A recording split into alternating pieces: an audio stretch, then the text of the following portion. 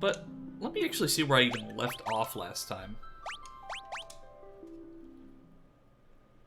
It's been kind of the same for me too. Yeah.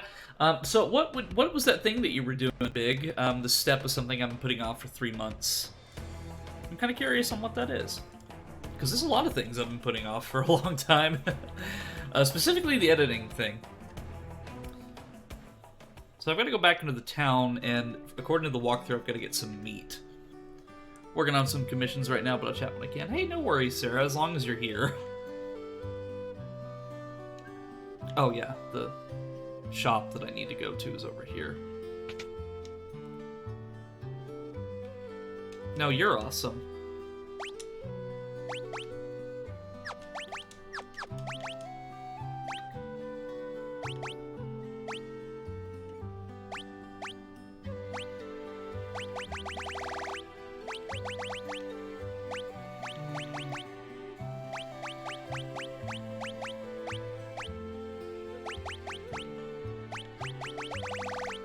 Need to get some money, so let's see.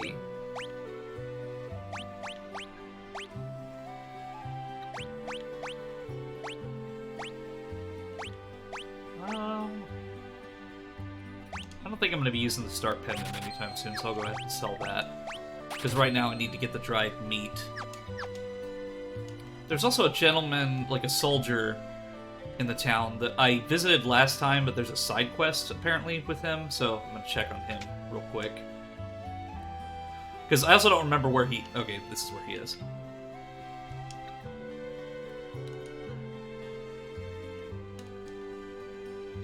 So, what am I supposed to do with him? Because it said something along the lines of, like, you can... It's a little side quest you can do after you send his first letter.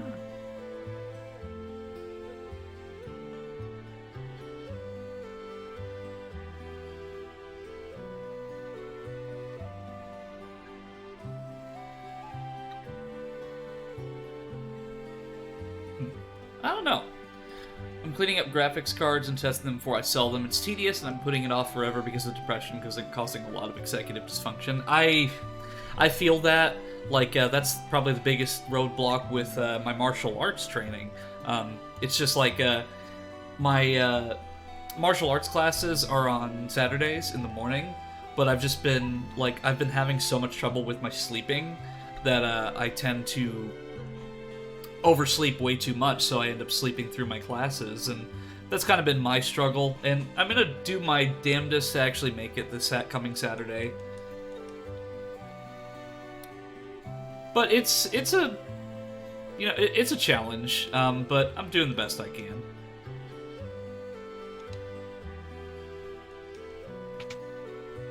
Hi Amber, welcome to the stream! So it's going to be a shorter stream today, probably just about 2 hours, but that's it. But I do have some preparations for tomorrow. I am going to be interviewing Mike Pollock from the Sonic the Hedgehog franchise, so I do want to get some preparations for that done after tonight's stream. But I will be showcasing some of the community's photos and some of the other stuff the community has done, so if you have any personal works you'd like to show off, I will be showing them off at the end of the stream. I have work tomorrow, so a shorter stream better anyways. Hey, cool! So according to this, it said that I have to just battle in the open world until I encounter the child, and then throw him Wendy's, as we named him. I throw him some dried meat.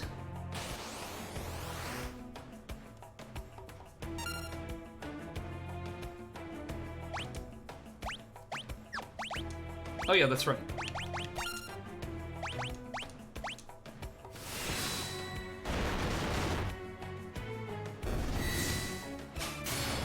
Because one thing that I do on my stream is something that I'm trying to... It's not really a consistent thing, but something that I try to do is I like to bring in voice actors and other people that are in the gaming industry or the animation industry and do interviews with them, because I'm an amateur interviewer. I like to talk with the person behind some of the games and movies and anime that we all love. The last two people that I've had on the stream, I've had Estelle Ellis, the voice of Crystal from Star Fox Adventures, And then before that, I had Jeff Steitzer, the multiplayer announcer from the Halo series. And then tomorrow, Mike Pollock, and then this Thursday, I have Matt Hill from various roles, who probably most well known for his voice as Ed from Ed, Edd n Eddy, but he's in a lot of other things, like he's Soren from My Little Pony, and so many different roles.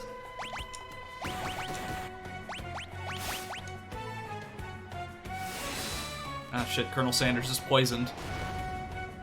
Sounds like my local KFC with the food quality, if you know what I mean. This Thursday, so I'm gonna be... Technically, I've got 3 interviews this week, but one of them is for a job on Wednesday. I'm gonna go do a job interview on Wednesday. Hey, there's Wendy's! Let's see. Dried meat.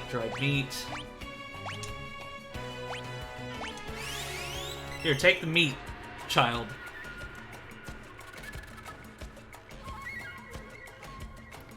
Yeah, so I'll have a job interview on Wednesday.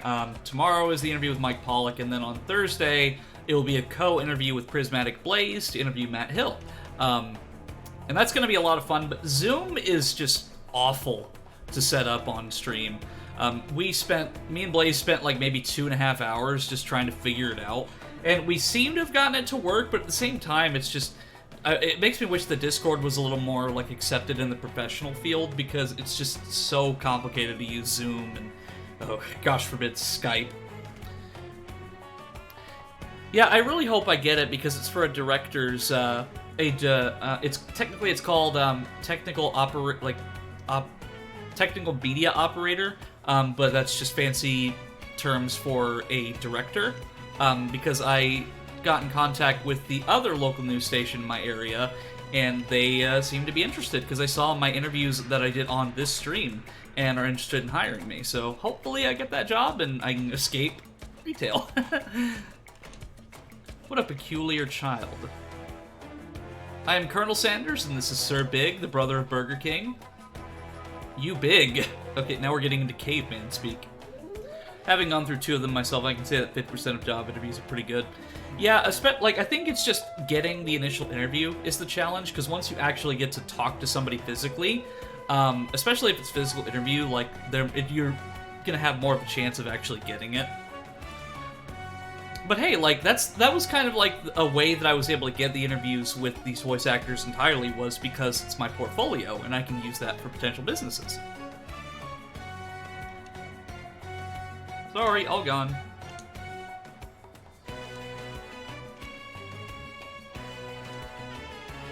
Me not want her he's literally a caveman!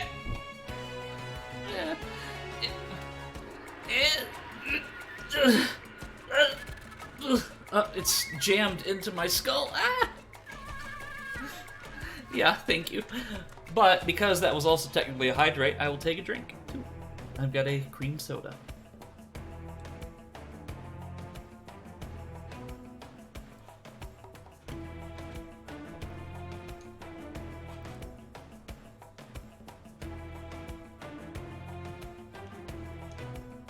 You seem to be chasing around this child, Big. You're pretty tough for a little guy.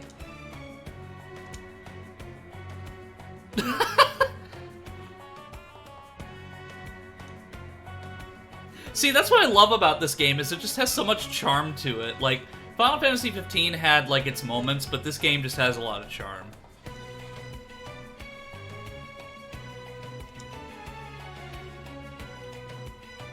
Thou.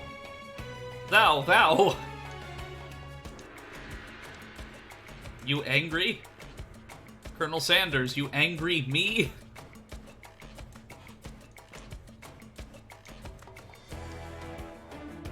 And, kind of like back to what I was saying, though, like, next year I will have Cheryl Chase. I don't know if she's gonna be live or not. It may be pre-recorded, but I'll be having Cheryl Chase on for an interview.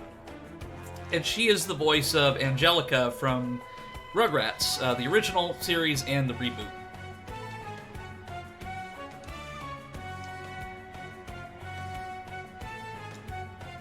Wendy's not mean. I love how I put the exclamation point.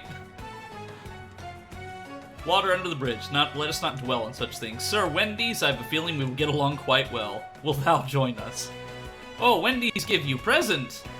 Wendy's give Colonel Sanders a big, nice present. Thanks for the food. It sounds like he's reading off my drive-thru order.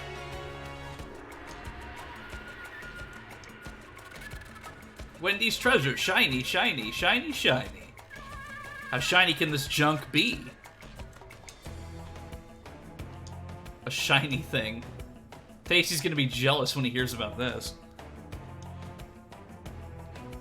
Ooh, Tasty. He Batman? Maybe he tries to. I need to, like, get more into a caveman-esque speak, so... Ooh, Tasty. He Batman? Maybe he try to steal Wendy's treasure. Tasty, well, he's... Listen, when someone's talking to you, I believe he's trying to tell us something. Fine, what is it? Here, shiny thing, here. Where big is that mobliz? Colonel Sanders, stand, place, river, bring you. You have to, like, say every word individually in the sentence. Like, you can't just, like, say the entire sentence as it is. You have to, like, enunciate every single word. Wendy's, stand, crescent, mountain, moon, shape, mountain, shiny thing, there. Well then, shall we be off? We might as well be, we'll see what is at this crescent mountain of his. Well, I mean, if you're fixing up graphics cards, you really do like shiny things. Why do we have to invite someone like him along? Also, Amber, if I remember correctly, you had a an orientation at your job. How'd that go? If I'm remembering correctly. Mr. Thou, hurry up! We leave you behind. I told you before, my name is not Mr. Thou.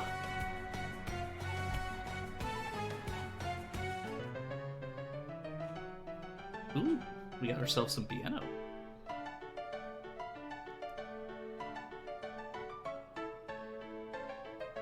Here's how to build up Wendy's skills. During battle, choose Leap, a command that appears only when you are on the Veldt. Keep fighting on the Veldt and eventually Wendy's will reappear. When he reappears, he'll have learned the attacks of the monsters you were fighting when he left, as well as those you were fighting when he returned. Ooh woo? Ooh woo? Wah? Choose Rage to have Wendy's use any of the attacks he's learned. And now, please continue your quest.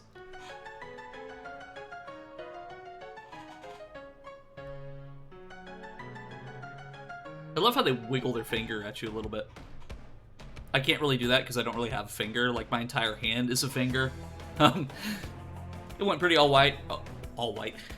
I'm literally, like, talking as Wendy's now.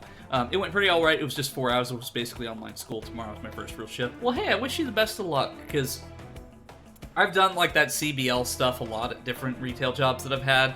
But I wish you the best of luck. Yeah, like, and, if you're comfortable with it whenever I stream next, and, you know, let us know how it went. I'd love to hear about it.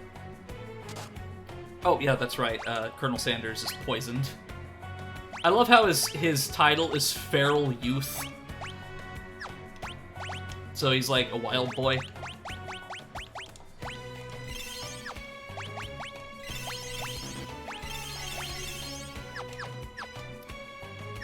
Okay, so Crescent Mountain. Let me pull up my handy-dandy map that has map markers on it, because I'm about as helpless as can be when it comes to this game. I'm assuming it's the one just directly south of here.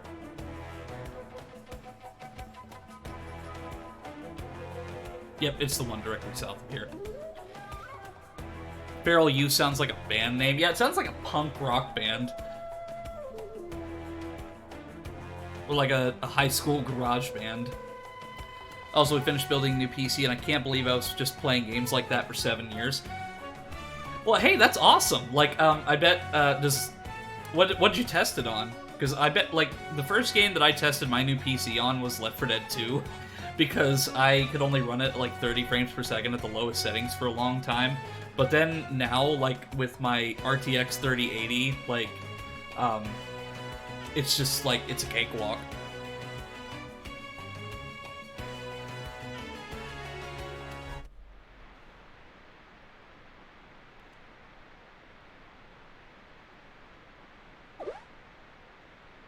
So, Wendy's, where's your shiny thing?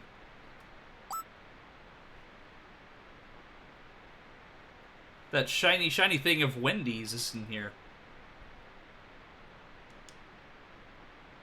Wendy's forgot. Yeah, I mean, they've forgotten my order more than a few times, and also got it wrong. Because to be honest, like, out of all the fast food apps, I think Wendy's is probably the least user-friendly because of all the pop-ups that it tries to give you. They have good rewards, but at the same time, it's just, I feel like their app just has too many pop-ups.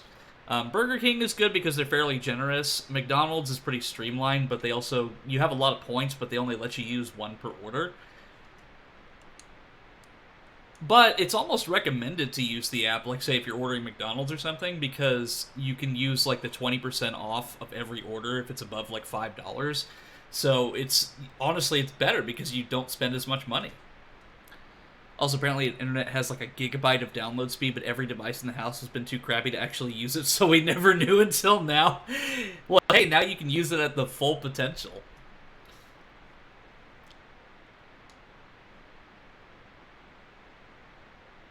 Like, whenever I was still living with my parents years and years ago, I only, like, for the longest time, I had 5 megabit per second download speed and 5 megabit per second upload speed.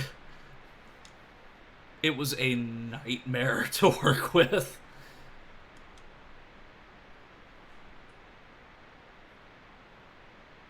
Did they just, like, break the fourth wall by waving at the screen?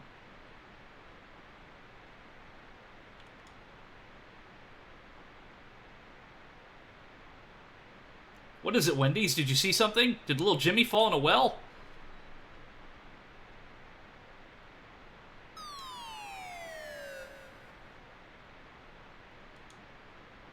No! Did I actually lose all of my money? I mean, it's not like I had much gil to begin with, but... Okay, good. We were on DSL internet for the longest time until a few years ago, actually. Oof. Yeah, like, in my area, the internet service providers are former cable companies, and they still technically provide cable television, but the only way they were able to stay relevant and in business was to basically change their whole format into just an ISP. But the problem is that they're still acting like it's the 90s, so they still use, like, data packages and things like that, so there's no, like, unlimited plans, so to speak. Like, you can get, like, multiple gigabytes, like, you can get, like, gigabyte speeds and have, like, 5 terabytes data, which, I mean, that's more than enough, but at the same time, there's just no, like, unlimited package.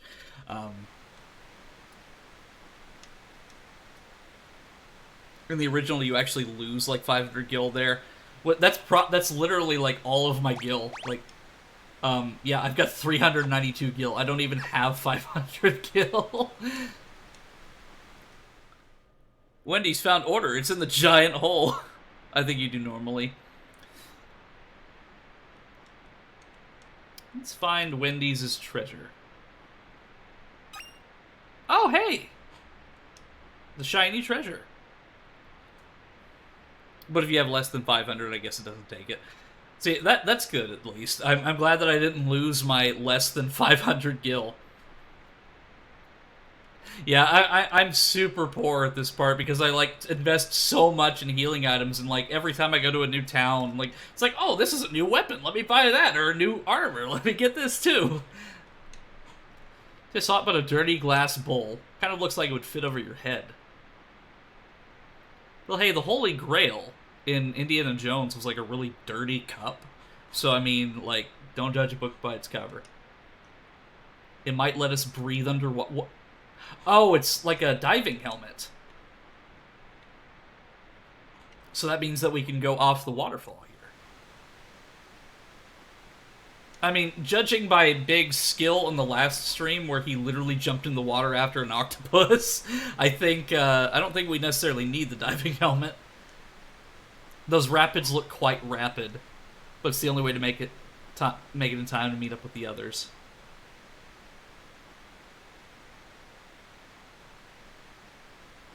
Yes, Wendy's, what is it? So being when a fast-moving body of water exists, yeah, let's jump right into it. Let's suplex the entire river.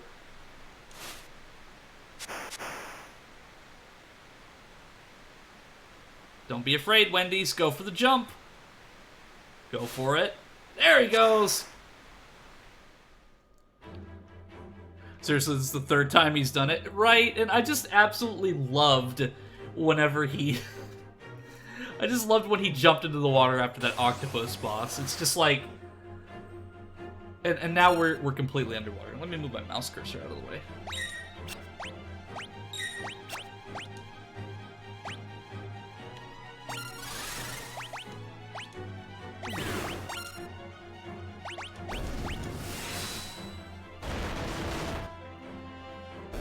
So my thing is, we're all underwater, but are we just sharing the helmet? Did we all just stick our heads in one helmet and we're just, like, breathing out of that?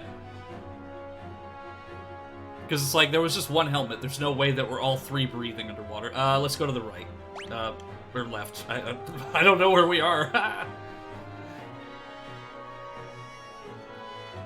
Either way, we'll find our destination. It's a magical helmet that grants the party a magical air bubble. Oh, okay.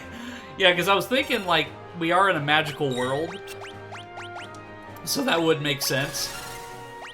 But, like, my analytical brain was like, oh, did they just all stick their head in one diving helmet and they're just sharing it?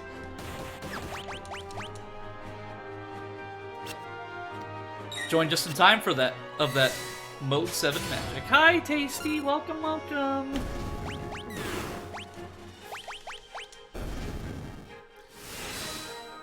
Like a diving helmet the size of a diving bell. Yeah, see, like, my aunt was the one who recommended this one specifically, because my aunt grew up with this game and other JRPGs. Because I always thought that my aunt's favorite Final Fantasy was 7, but apparently it was 6. So she recommended this one to me, and that's why I started playing this one, and like I said, I'm having a blast with it. Because it's got a sense of humor and a charm to it that I really enjoy. Like, it tells a lot of charm. It has a lot of charm and fun and just, like, characterization for being a 2D Final Fantasy title. Whereas Final Fantasy VII does have charm, but it is a little bit more serious in tone a lot of the time. Except for whenever you're in the, you're doing the thing in Midgar where Cloud puts on a dress. I won't say it because you haven't reached it, but they fixed it in the Pixel Remaster. Hey, that's okay. Not that it would spoil anything anyways, though it's so crusty you probably wouldn't be able to tell what's going on.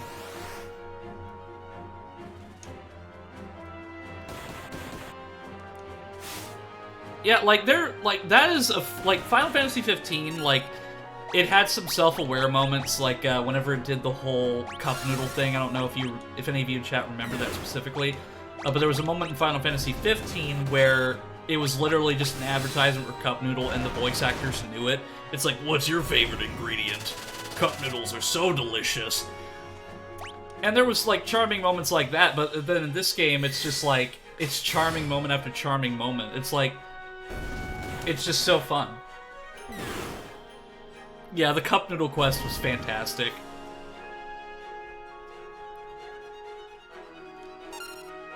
Hi, back for a sec, cutie. Hi, Sarah. Welcome back. How's your commission work doing? What are you drawing? Or what are you working on, specifically?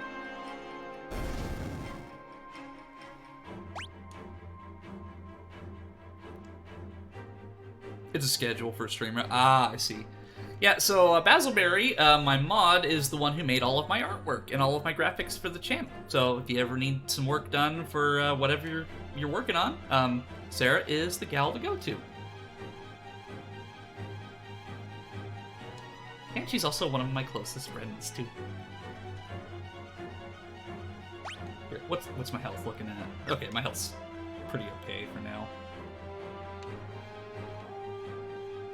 What be this? Oh, I actually needed to do that because the water. I thought that was a healing spring.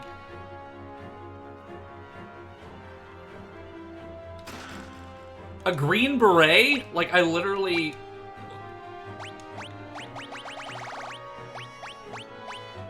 Let me sort this real quick.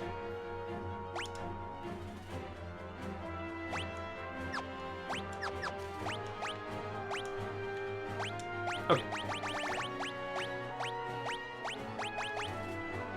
A cap that raises maximum HP.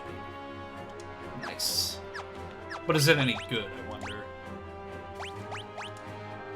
Oh yeah, it's really good. So now, Big, you are officially a Green Beret. Welcome to the army, son.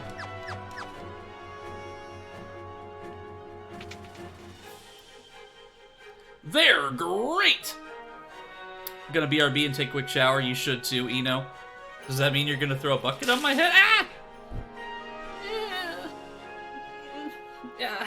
Well, the bucket is only part of the shower. Like, I got all the water and it's all over my fur now, but thank you. I'll probably still be here when you get back, so yeah, enjoy your shower. Let's see.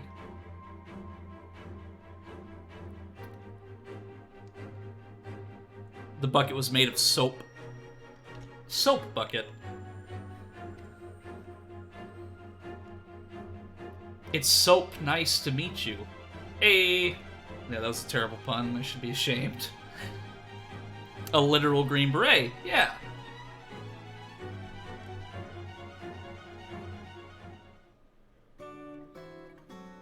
I've got a special hair conditioner for you, though. Okay. Is it something that I can use to fluff up my fur and preferably my tail?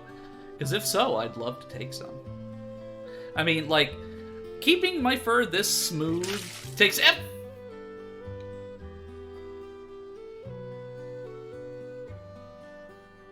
effort. Too much. You know, it's gonna be really funny if I do end up getting Dave Iser on stream, the Slime Time Live guy, because I know that there's gonna be mentions of the slime on the stream. Obviously, I can't use VTuber Plus when I'm in VR chat, but still, like, I know that I'm going to get some reference to the slime. Oh.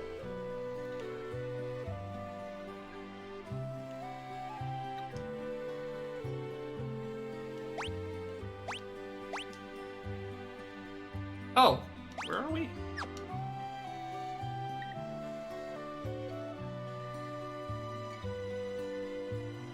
Oh, this is just like a port. Why is there a staircase to nowhere? I guess that's a loading bay.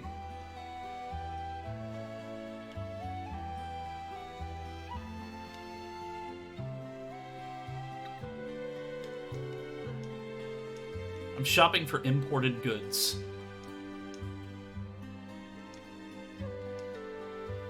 Well, I'd love to, child, but there's not really anything that really interests me, though. Town's isolated from the rest of the world, so you can't get anywhere without a ship, by the way. What does isolated mean? So you say that we're isolated, but you don't know what it means. Imagine him being more of a Navy SEAL, though, considering how he can survive so well underwater. No kidding. Like, he is the land, air, or what was it? SEAL? Sea, air, and land? I was talking with a friend about that. Part of me wonders if David Lynch was being interviewed for it because he directed a movie that was Disney approved.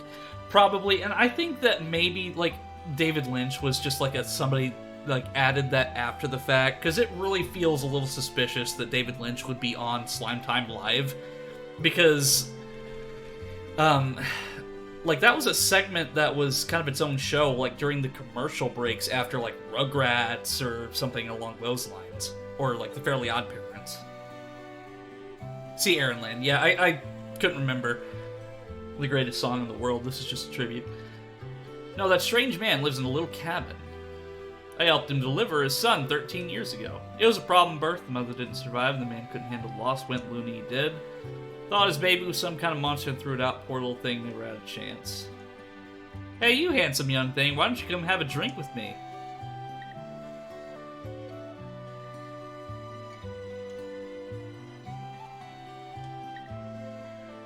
I call this one Humpty and I call this one Dumpty?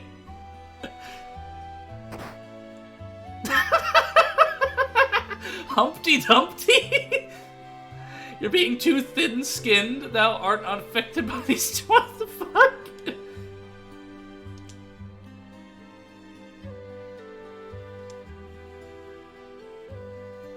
A woman should have modesty and decency, and rant. See, at least you've got a sense of humor there, Big. Ship used to sail towns of southern continent, Zen, Albrook, Miranda, but all of them have been lost to the Empire.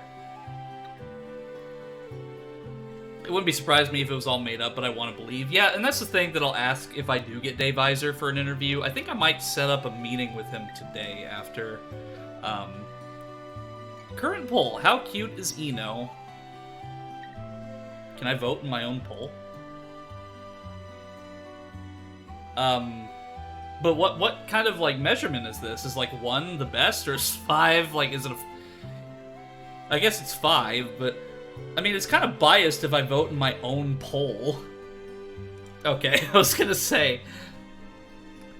That's like having a contest that you take part in. It's like, oh, I'll, like... In this contest, you'll win an Xbox Series X, but then you participate in said contest, and you win it. It's like, oh, well, I won anyway. It just keeps going up every time I look at it. Get out of my way. Standing around the street like that, all covered in filth. All this stuff looks like junk to me. Welcome! Well, I guess I don't have a mithril spear, so I'll buy one of those. Because I can use that for Burger King later.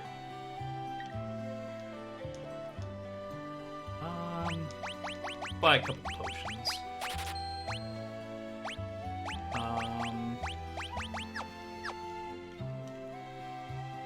I am a 5 out of 5 with 70 votes. That makes me feel very good. Thank you.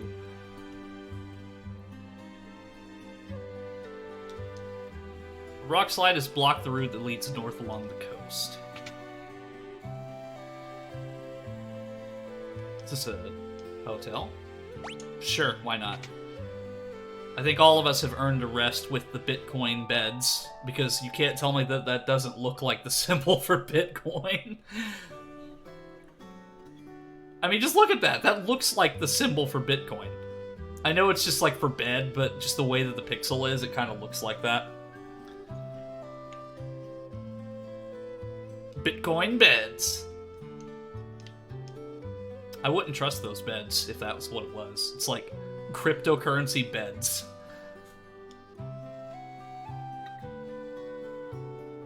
I'm assuming this is like a chocobo stable.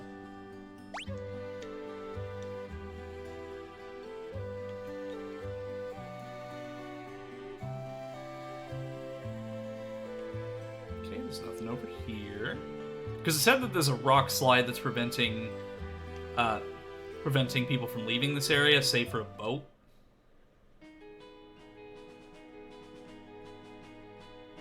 Well, I mean... Oh, yeah, that's true. This must be the rock slide.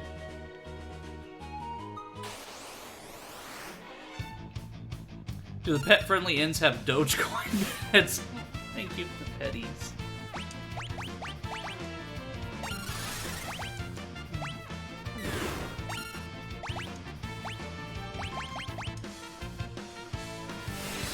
It changes the amount of gil you have drastically whenever you sleep in one.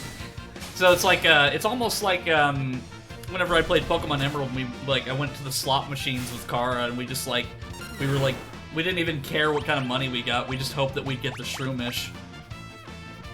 I need to stream with Kara and Wiz again. Wiz was talking about streaming today, earlier. He's like, oh, do you want to stream Left 4 Dead 2?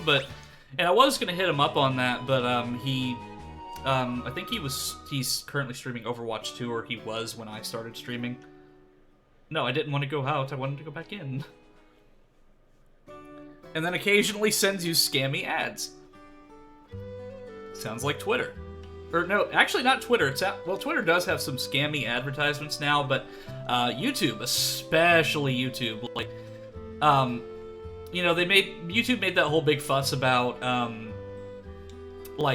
ad blockers, but then they allow the scammiest and scummiest ads. I don't mind the mobile game ones because it's entertaining to see like those like terrible mobile games that just aren't at all what they claim to be.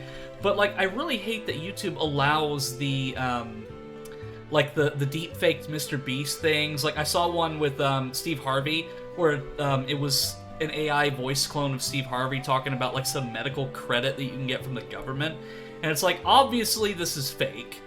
But at the same time, it's very convincingly real to people who don't know any better, and YouTube just allows that. They don't have any,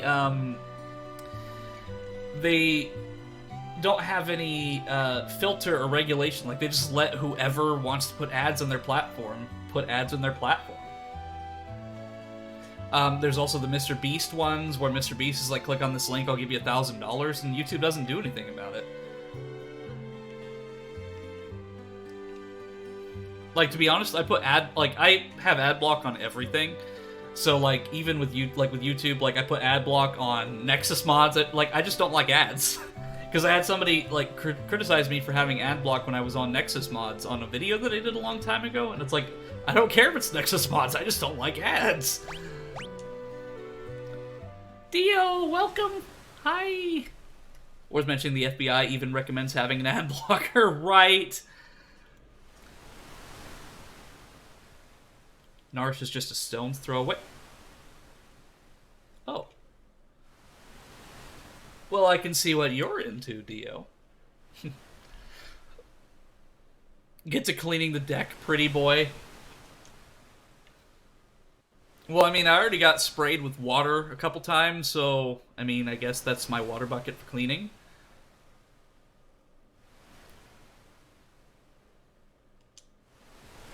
But hey, at least I know that the maid outfit works, because that was a redeem that I just added. I wasn't sure if it worked or not, but yeah, there's your test, and now I know. Ooh woo. Choose a scenario. Should we go with Tasty, or should we go with Burger King and Prism and Bacon? What do you think, chat? Which scenario should I do?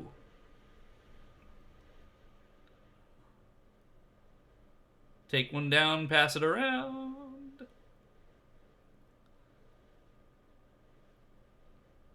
Where can I get one of those? Well, I mean, I actually don't know where I got mine, so I was 5,000 points were spent, and then suddenly my clothing changed. Go with the trio? Okay. I will go with... Well, actually, I should save, too. Mog! Yep, let's go with Bacon, Prism, and Burger King. With the Empire's troops in hot pursuit, Bacon, Burger King, and Prism rode the rapids towards Narsh, but the going won't be easy.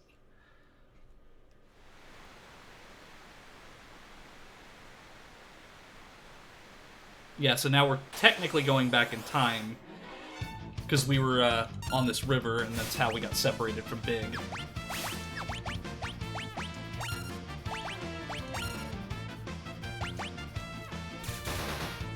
But since we don't have Big in our party, we also don't have, like, our heavy hitters, so we have to be a little careful. I mean, Prism's good with the magic, but at the same time, it's no replacement for suplexing an enemy.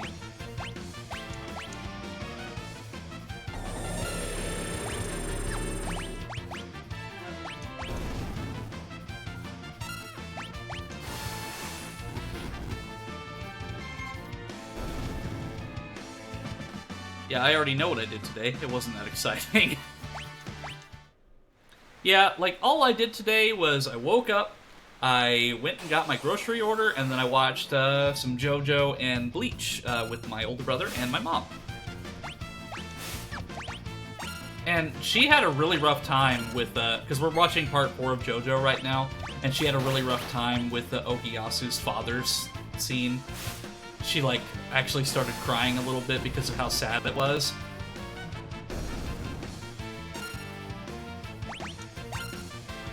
Once you go Sabine, you can't go Sabak. Hey!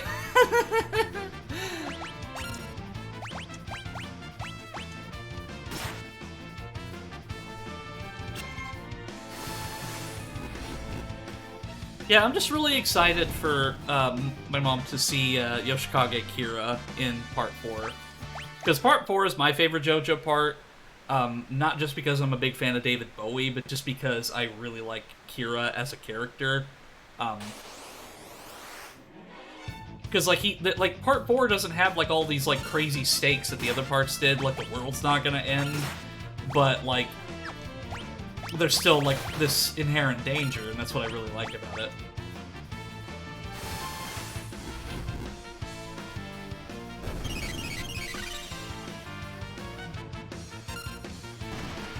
Okay, have the right one up now. There we go.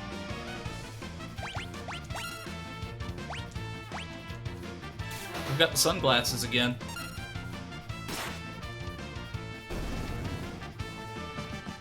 Also, another thing that that I mentioned in some of my previous streams is that I can also remove my glasses if I want to. So if you ever want to see me without my glasses, just let me know and I'll take them off. They're purely decorative anyway, because as a spirit, I don't really need anything to correct my vision. They're just purely decorative, and I mean, just look at them. Like, how exactly are they even on my face? Well, it's magic, because I'm a spirit. I don't make sense, because, like, the way that your glasses would work is that they would hook onto your ears with these parts, but my ears are up here, so how does that work? Well, magic. Fun fact about darkness: in the original game, accuracy was broken, meaning the sunglasses status did nothing but make you look cool. Also, you broke the 135 follower curse while I was gone on vacation. Congrats, Eno. Well, thank you, Sarah.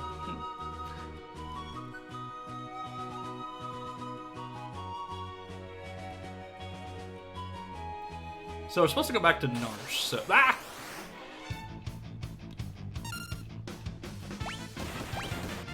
I mean, I think that Prism looks pretty cool with the sunglasses. But hey, I don't take any pleasure in attacking the Leaf Bunny because I am a bunny, or at least part bunny. So I feel like I'm hurting my own kind, even if it is an enemy. Okay, we're back at Narsh. And hopefully we don't get attacked by their guard dogs and stuff.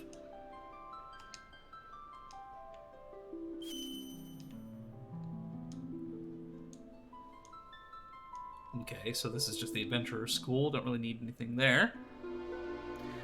Hi! How's it going? I'm sorry. I know that last time you were on stream I got your name right, but it's, was it Zwick? Or Zwick? Zwick, that's right. How's it going? How have you been? You're that Imperial officer from before. Please, I can explain. Get out of here now or you'll regret it. Let's not get hasty here. I'm King Burger King of Figaro. Fine, if they won't have it, then let's just eliminate them. And that, my friends, is why I can't stand men. It's like they don't even have ears.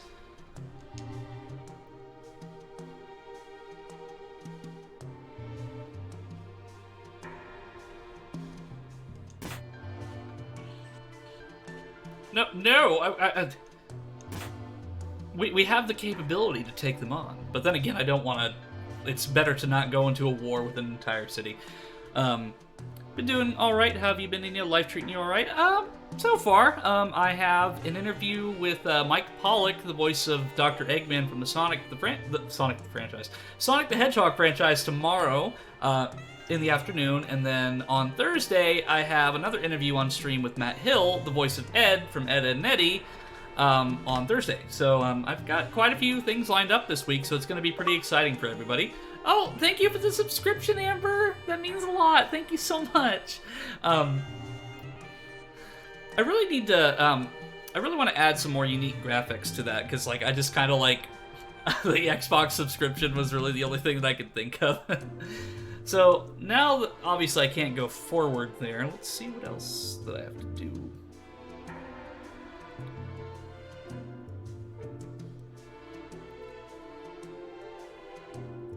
Okay, over here.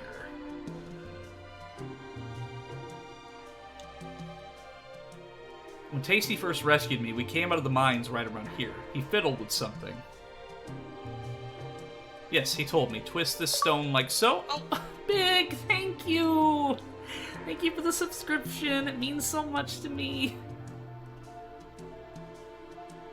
Job means money, and money means I can support my favorite spirits monetarily. Well, thank you so much, Amber and Big. That means a lot to me. Like, every subscription and every follow means the world to me, so thank you both so much for that.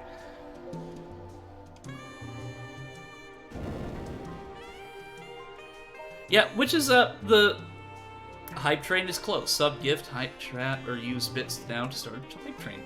Neat. Never seen that before. At least not on my channel. But yeah, tomorrow will be the interview, but which is why tonight will be a fairly short stream. It'll only be 2 hours, but at the end of the stream, I will be showcasing photos from both Cranberry and Big. But if any of you have any like photos or graphic design work or even videos that you've done, send them my way on my server, and then I'll show them off at the end of the stream. I like to showcase everything, all the talents of the community, and if you have anything you'd like to show off, just let me know, and I'll show it off at the end of the stream. So long as it follows Twitch guidelines and something that you would be okay with showing, like, your parents or something.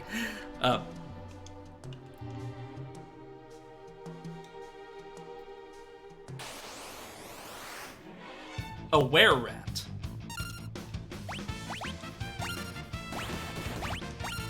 So does that mean that these were people that turned into rats?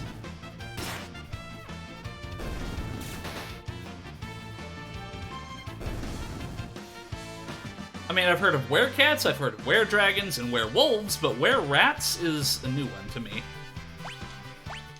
But I think that the weirdest enemy I've ever seen in a game so far, or at least one of the strangest, was in Bomberman Hero, one of my earlier streams this year. There was an enemy that was literally a paper airplane. Like, that was the creativity of the main bad guy of that game. Was like, yep, we're gonna send sentient paper airplanes at Bomberman.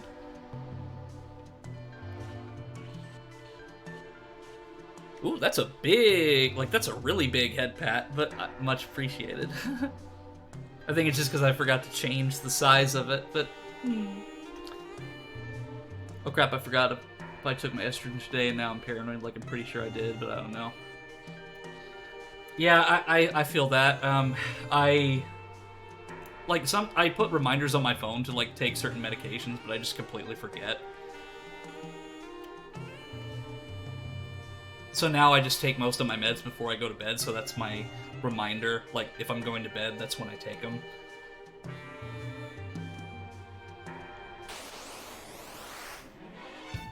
Same, which is why I keep them in one of those daily pill containers. My general rule is that I'm pretty sure that means I already took them.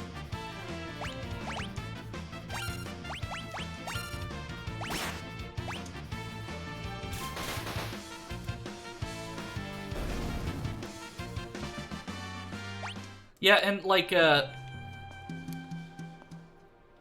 already go to sleep, like, really late anyway, so, my medicine does affect my sleep cycle a little bit, but the thing is, like, I sometimes take melatonin, like, if I can't fall asleep, but the thing with melatonin is that it works a little too well for me, so I will take, like, half of one, and that's usually enough, but if I take a full one, I will literally sleep the entire day. Like, I'll sleep through the night and then the next day, so I'll, like, miss an entire day of my life. So they work well, but a little too well. What is this shiny object?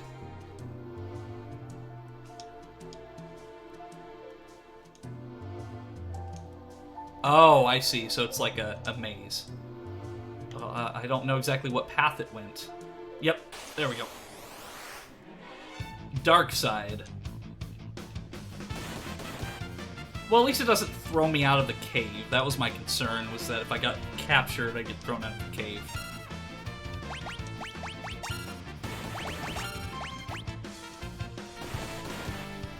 Lucky you, I wish melatonin worked that way for me. For me, it's antidepressants in the morning and anti-anxiety and sleep meds before bed. Yeah, I take, like, I used to take melatonin gummies, but now I take, when I really can't sleep, I take the, I don't know how to describe them, like the candy, like the crunchy ones, like they're almost like candies. I took it at the same time my dad first saw the downloads being lost his mind. Okay, so goes up, left. Oh, my brain is not prepared for this. Okay, so it was like up this way, and then nope.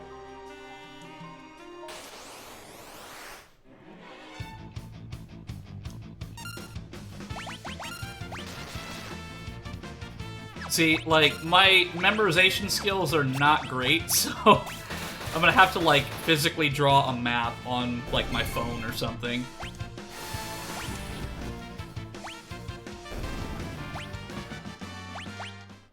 Okay, let's see how this works. So let me pull up, like, let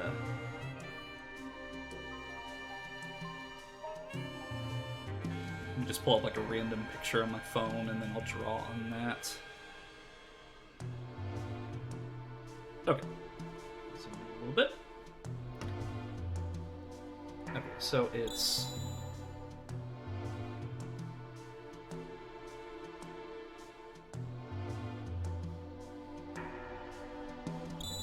Okay.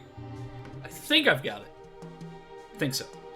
Okay, so it's up, left, up, and then right. No, that... Oh! You can break free if you click the right one. Nope. Just soloed a tank. Love this PC. What'd you solo him with?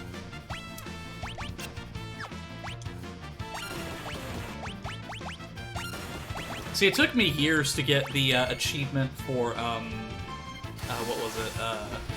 Like killing a tank with just the melee weapon. At least the enemies aren't, like, super powerful. But there is a little bit of that concern there, because, like, auto shotgun.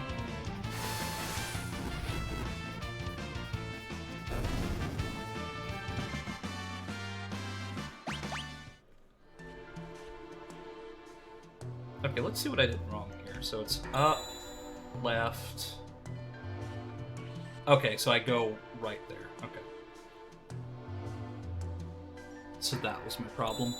See, this is a test of my short-term memory, which is not very good. It's about as good as a goldfish. So it's up, left, this way, right,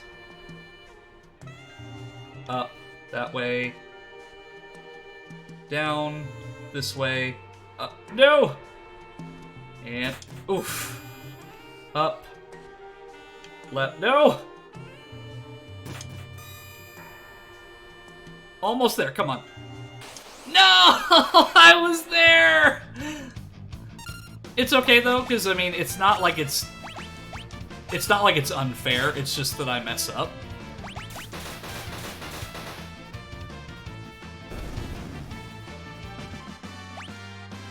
Oh cool, I learned Drain. Okay, so let me clear up my artistic work on my phone here, so it's...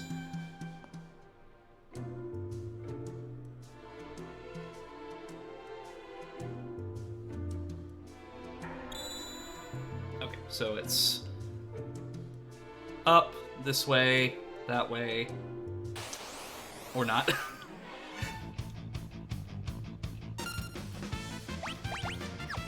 See, it must be even worse for you, chat, because you see me making the mistake. But it's like, it's just, my short-term memory just really is that bad. Let's see what Drain does. Ooh. Well, it actually took away my health. So, probably won't do that again. It is hilarious. And that's the thing, it's entertaining for you, which is the best part. I want to be, if anything, I want to be entertaining.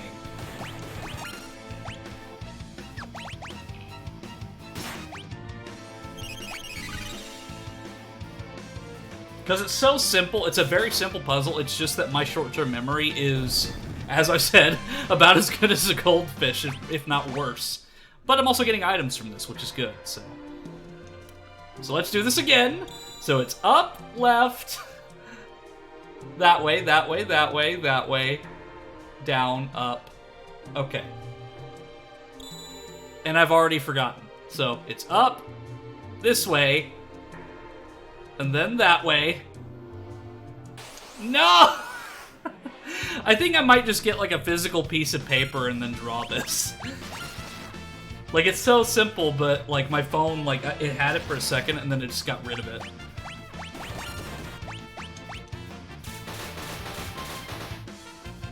But it's nobody's fault but my own, so I mean I'm reaping what I'm sowing here. So let me draw like the first path. Yeah, I could just take a video of it. So I think I'm gonna do that. Okay.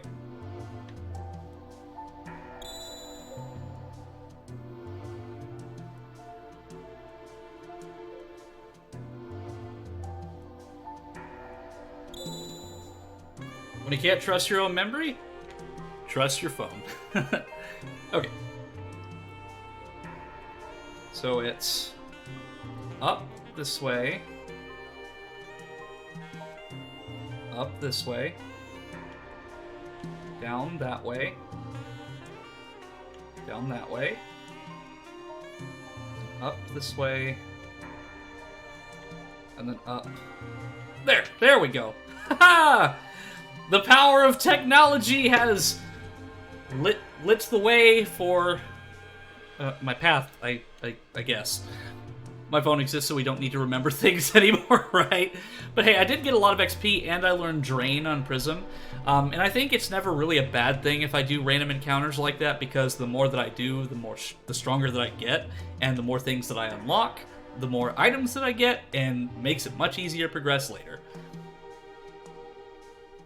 However, that didn't apply to Kingdom Hearts, because I still got my, I still got my ass handed to me on a silver platter, by Sephiroth. Drink some water? Alright, I will take a drink.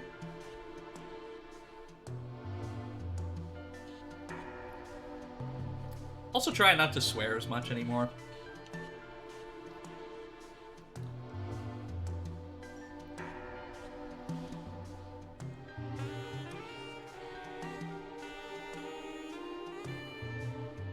Wait, isn't this the room I was just in? No, it looks similar, but it's not. Oh, hey, Moogles! It's like a Moogle nest. I've been trying to swear less too recently, actually. Yeah, I mean, like, there's a lot of things that I'm trying to kind of work on. And it's not necessarily a bad trait to have, because swearing, like, there is scientific evidence that says that, like, when you swear, say, like, you stub your toe or something like that, swearing does psychologically help you to feel better. But at the same time, like, I don't want to swear as much just because I don't want that to be, like, I want to be seen as more of, like, an approachable person and, like, spirit.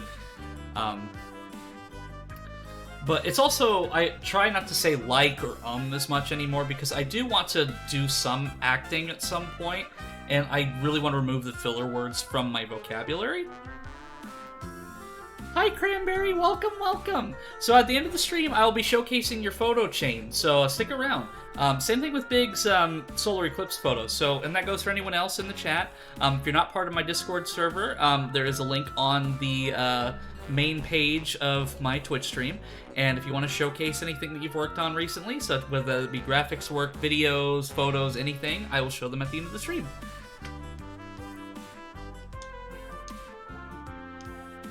Cool. Oh! I like how there's just this random Moogle nest here. As from the Final Fantasy 15 stream and the Kingdom Hearts stream, I love Moogles. They're so cute.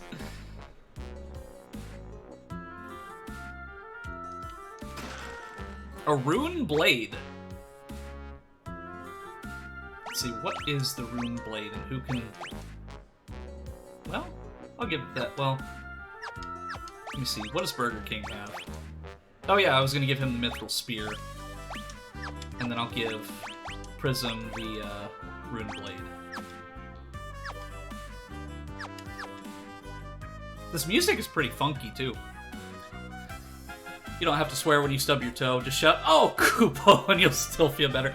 Yeah, it's like making replacement words, like something like that. Like I've even, because I have some friends who are fairly religious, so I try not to say like, I try not to like put like God in some of my swear words, because I want to respect everybody. So I try not to do things that could be considered like super offensive to people. That's sweet. It's definitely worthwhile goal to improve vocabulary and make yourself more friendly and approachable. At least I feel that way. Yeah, and especially because I play a character, like, as a spirit, I want people to see me as approachable, and like when they see somebody who's like swearing and like making inappropriate references, that's not necessarily the most approachable thing. But that does happen, like especially if I get heated in a game or something, that does happen. But I try not to do it like every other word. But that's also just kind of like changing a culture that I grew up in, because I grew up in the Midwest and that's just a cultural thing. But I want to change that, and I want to change for the better, because I want to be that approachable, fluffy spirit that makes everybody happy. I resorted to iconically saying, "Oh my goodness," and getting teased for it. I say "good golly, Miss Molly" a lot. Ad break. Well, for those who aren't in an ad break, this is a good opportunity to take a drink.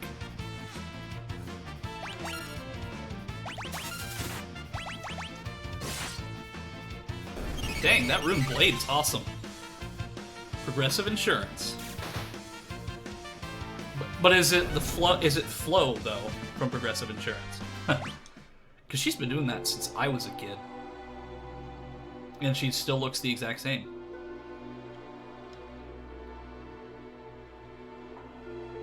Oh, for Flow's sake!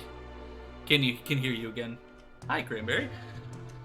My parents both swore a lot around me. Yeah, same. My grandparents, like, I lived with my grandparents until I was about 8 years old. And I moved back in with my parents. Long story. Just lots of things going on in my family at the time. But, like, my grandparents and my parents swore a lot, especially my stepfather. So, like, just over time, I just grew to swear a lot. And because, like, my personality before I came on Twitch and I became a VTuber, when I did YouTube for years, I was actually doing YouTube for well over a decade and was reasonably successful. But my whole personality was just around like swearing and just like a lot of my older videos I said a lot of like inappropriate, like not like offensive stuff, but just like lots of swear words, and I just want to change that because I don't want to be that person anymore. Because I also think of it in something that Blaze told me, a fellow streamer, was he doesn't want the first thing that somebody sees on their stream, like when they first pop in, to be the word fuck. Like, you know, like, that gives a bad first impression. So when have you ever heard me swear? I don't think I've ever heard you swear, Cranberry. Now I think about it, I don't think I've ever heard you say any swear words.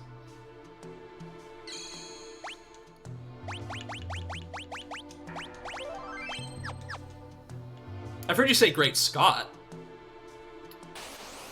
but that's not really a swear. That's more of just an exclamation. An exclamation of surprise, if you will.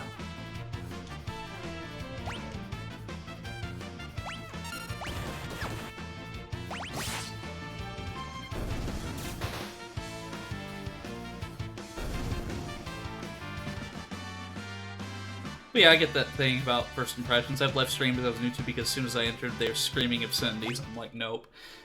Yeah, and that's kind of how I want to be, is not be, especially because you look at me and you see like the cute, like me being a cute spirit. I want to give that impression that I do have the cute looks, but I also have the loving personality as well. Not that I'm not going to get heated sometimes, because I do get heated occasionally.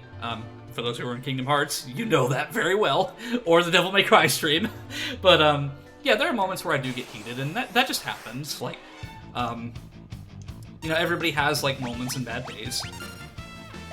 But it's a goal, and I think that something that I saw a little while back is that, like, relapsing doesn't erase your progress that you've made. So if you're working towards a goal and you relapse a little bit, like, that doesn't erase the progress that you made. It's just, like, you stumble, but, like, say you're on a road to a certain goal, Just because you stumble and fall on your relapse doesn't change the fact that you've walked like 30 miles. Like, you've still made that progress.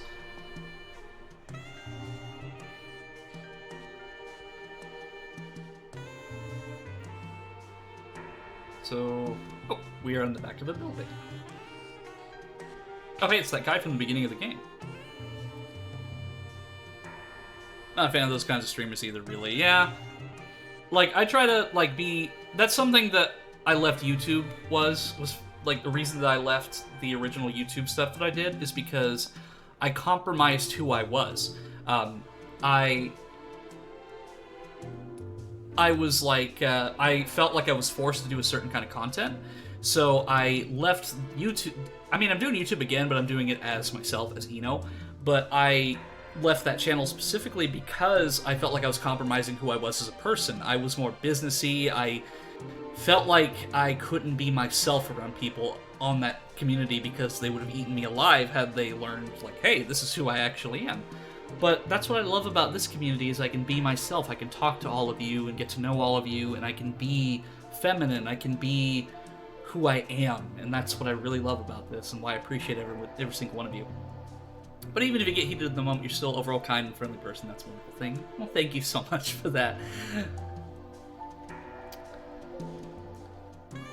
I was really frustrated when I was trying to get information about a clone console, so I was watching a YouTube review, and nearly every one of them was very unprofessional, over-exaggerating stuff and trying to be AVGN. I wanted real information on performance. Toxic chat is never fun, especially when the streamer is genuinely a nice guy. Prism! Hi! So Prism is the one that is, that I named, Terra at. Like, I named Prism, for Terra, so this is the Prism. You're allowed to be you. Apologies if I'm just lurking, I'm definitely seen this game like 3 or 4 times. No worries at all, Prism. Let me, take a stretch real quick since somebody redeemed that, but I can still talk while I'm doing it. It still really baffles me how things can just grow so exponentially, like the saying goes, one rotten apple corrupts the whole tree. Precisely, and I think that, like, anybody who wants to be a streamer, my biggest recommendation, or even a YouTuber, my biggest recommendation is don't compromise who you are for the sake of views or a community that has expectations of you. Be yourself. Do what you want to do, and that's something that I really feel that... I know that I'm kind of, like, going off on a spiel here, but that's the thing that I like Markiplier about, is that he never compromised who he was. He was always who he was. I feel like other YouTubers compromised who they were as a person in order to satisfy, like, a community or views. Yeah, and I think that's the thing about streaming, is that you just have fun with it, and that's the important part. And that's the difference between this and YouTube, is that you build the community from the person you are, not from the content that you've done. Like, a person on YouTube will see a video that you've done, like, 5-10 years ago, and they'll judge you based on seeing that video. But, like, live streaming, you get to see the person live, and you get to talk to them and see what they do.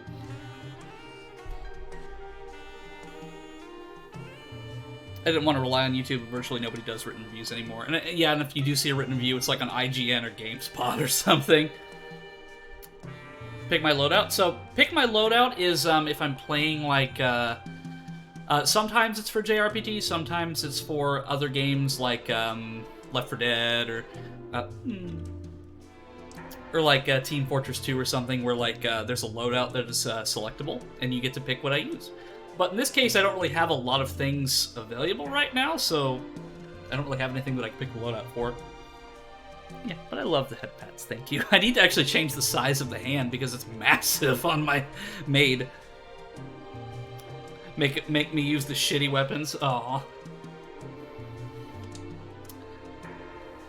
Massive head pats. Most people who fall into the pits of extreme vulgarity and senseless hate are the result of environmental factors. The group of people who you hang out with more often that are not at a young age often determine what you'll mimic later down the line. I'm glad I stayed far away from the no-goers at my school back in the day. I was pretty introverted, believe it or not. Like, when I was in school, I stayed away from people. Like, I always, I was that person that sat at the back of the lunchroom by myself because I just felt like I didn't really connect with people very well back then. But then, because of the experiences that I've had over the years, and see me now, I mean, I'm talking with all of you. Yeah, and I feel like I've definitely come a long way since I was in school, and that's the thing that a lot of people I would say too is that what you were in school does not determine who you are as a person now, and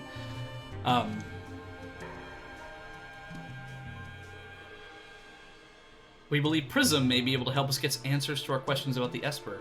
While the townspeople still have plenty of questions of their own, if we approach them the right way, there's a good chance they'll agree to let her see it.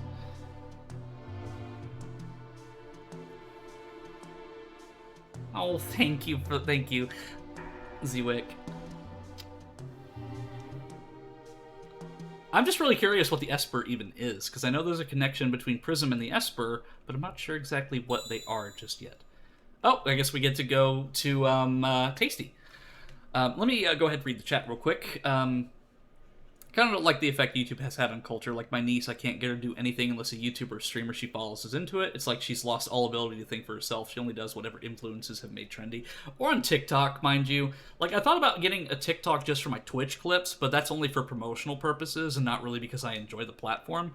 It's also like Twitter. Like, I don't like Twitter, but I made a Twitter specifically so I can follow the people in my community, like Cranberry and so on, and contact people that I want to talk to, because when you're logged out of Twitter, you can't see Cranberry's full photo chains, so I have to be physically logged into Twitter, otherwise I can't see all the photos.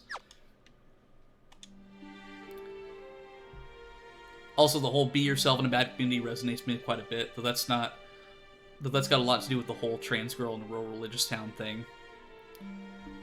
So I'm curious, did you figure out how to recruit the wild boy at the belt on your own? Did you have to look it up? I had to look it up, yeah. I had no idea what to do there. Tasty has worked hard to stymie the efforts of the Imperial troops in South Figaro, but now he desperately needs to escape. I had a few friends, but they were really darn good friends. Trying not to swear. But yeah, like, that's kind of like where I was at with school, was,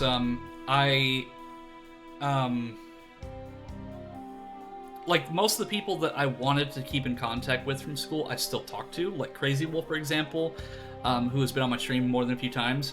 He is a friend that I met my senior year of high school, and we technically went to school together quite a bit, but we just never talked until senior year. So most of the people that I talk to now are the people that I want to be friends with for the rest of my life.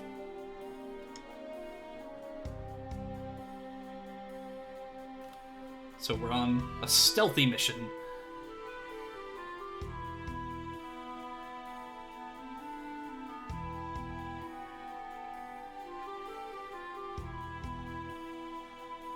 I was also super introverted in school, even though I could just get along with everybody just fine. Things just didn't feel right, even among friends. It was weird.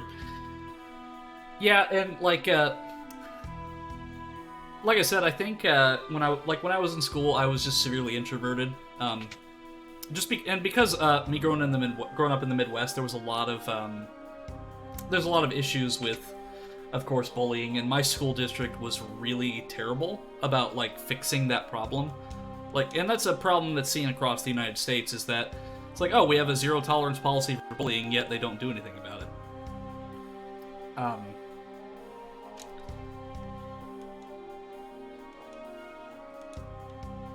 Oh, so I can't actually do anything because this child that looks like Link is in the way. But I also don't want to run into the Imperial troops that are outside, because one of them has a Magitech suit, and then the other... Well, I mean, I guess I could go for the other one, but I'm going to try to see if I can just avoid them stealthily if I can. Because I need to get to Narsh, but... Well, I guess I can't go through there. Well, at least they're not, like, attacking me or anything. Well, speak of the devil. Yep, Tasty, I hope you don't like living, because, well, I don't think you're going to be surviving this. Yeah, that nearly took you out.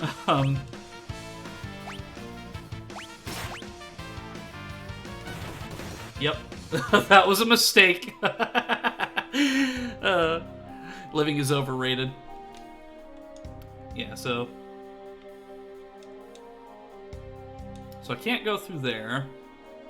So I'm assuming I'm going to go through a house or something, because obviously I can't go through that Magitech armor. Very, very EP, but I'll be lurking. Oh, thank you. I always love big head pats.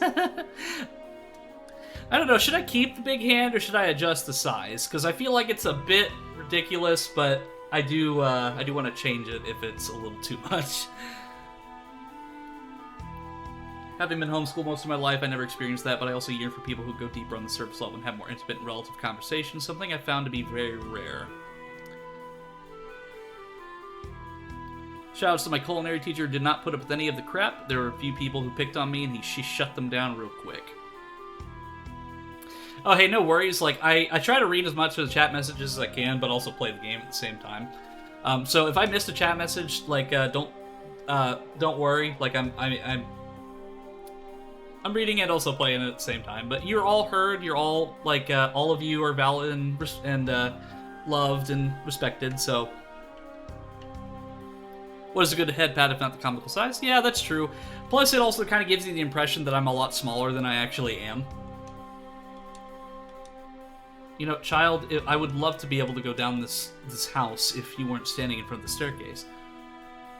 Yeah, see? Like, just imagine me, like, super small, and then this is your actual size hand. I mean, it's almost like I'm an actual bunny size.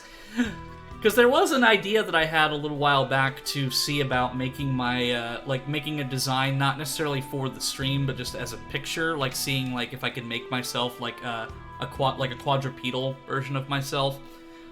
Where, like, I've got the bunny and the fox traits. Like, more fox-like, but more bunny-like in the face. Just as, like, a little thing. Okay, so... Obviously, I can't go through there. Oh, hi, InstaFizz! I haven't seen you in a while. How you doing, my friend? Let me try going in through here.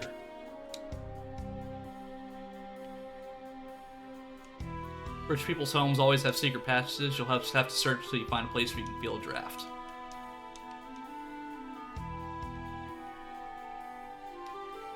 That's the best hint that I've gotten so far.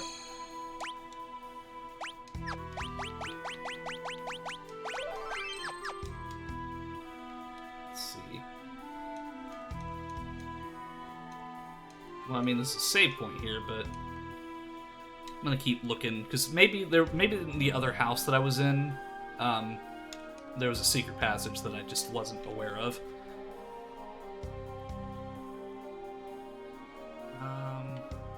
Yes, I'll go back into this house over here. Because up here, well, there's a couple different places I can try, so...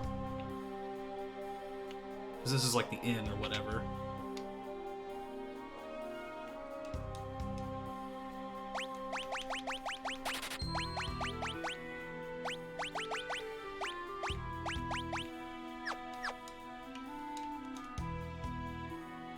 They'll kill you just for talking to them. You're the infamous thief, Tasty, aren't you? What? We're fighting in... What? I'm literally fighting a merchant? Why? Here, I'll steal from the merchant. Yeah, I stole your hat. What you gonna do now, huh? I stole his clothes. What? What just happened? What? I didn't just steal his hat, I stole his birthday suit?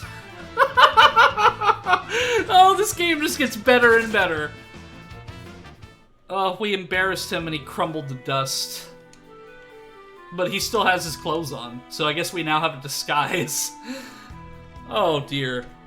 Yeah, what even was that? Pervert Ito steals clothes? Hey, just because I like clothes doesn't mean I'm gonna steal them off of somebody who's using them. Oh wow. Oh my gosh. Okay, let me catch up on chat real quick. May have missed it. Because, yeah. But curious if you figured out the wild boy by yourself, or I had to look it up. No, I did find the wild boy. I gave him the dried meat, and then he took us to the Crescent Mountain for the bubble thing. My favorite part of this game, identity theft. I've been eyeballing this game for a while, but now I need it. I think that's a very, very valuable compass follow. I agree wholeheartedly. Add the merchant clothes to the channel point redemptions. Yes, yes. I should get like I should see like if there's art of the merchant clothes, and then just add them as one of my outfits for the future. Just like merchant clothes, just because. Well, technically, I do have another outfit that I said that I stole from a boss in one of the other games. So like, if you look in the redeemed, there's one called cosplay outfit. And that is the clothing of the final boss of Skies of Arcadia, and my excuse is that I stole it from him after I killed him. So, I stole his clothes after I defeated him, so technically I've done it in the past, so... well... Yeah, see, this is the outfit that I stole. I stole this from Ramirez from Skies of Arcadia, and it just magically ends up fitting me. Yo, sick idea, but what if the loadout picker for this lets you name your character? That's true. I've already kind of been doing that, though. Like, for example, like Big, Sabine is named Big, and then Prism is Terra, and some of the other ones, like Wendy's and so on. So now that I've got the merchant clothes, does that mean that I can just waltz out of here?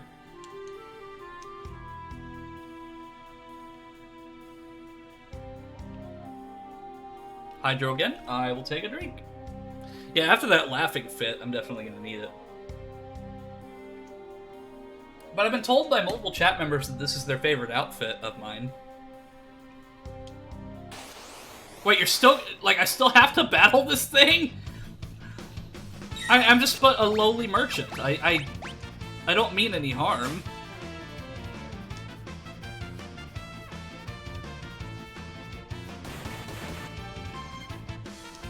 I'm gonna die again.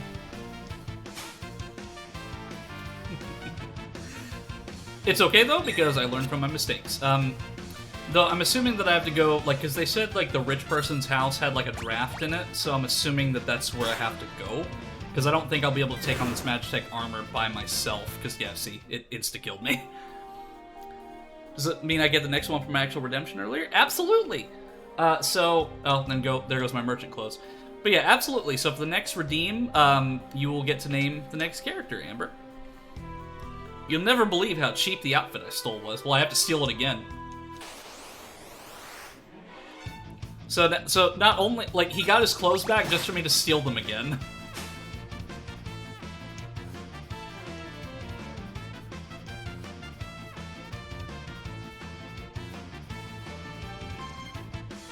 I still can't believe this is part of the game. Does that mean you stole the maid outfit from somewhere else? Hey, I don't steal all of my clothes, just sometimes. Like this one specifically, I stole from Ramirez at the end of Skies of Arcadia. However, most of my other clothes are they're made for me. They are made for my dimensions, because something that you can't really tell based on the stream is that I'm only about 4 feet tall, maybe like 3.5 feet. It's not a limit that I can set on myself. Like, I can be taller or smaller if I want to, but my base size is about 3.5 to 4 feet. So can I get a discount for being a merchant?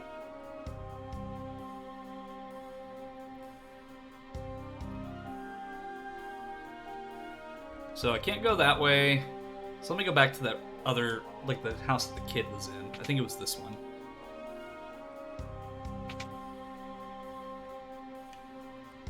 Yeah, because they said something about, like, a secret passageway if you feel a draft.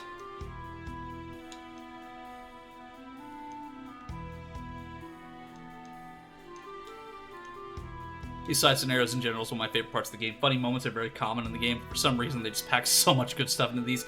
Yeah, like I said, there's so much charm to it, and I love it so much. Okay, that's what I needed.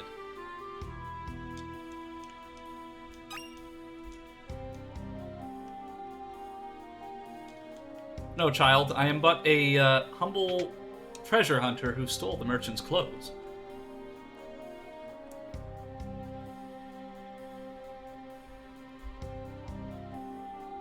Okay, there's a Magitech armor right there. There's some Imperials over there. That guy's outside of the Magitech armor, but I don't know if I want to take the risk of hijacking it, because it looks like the moment that I go over to it, he's going to hop in and kill me. It's safe to talk to that guy. Oh, the guy with the Magitech armor? Okay, so these are the same items that I already have.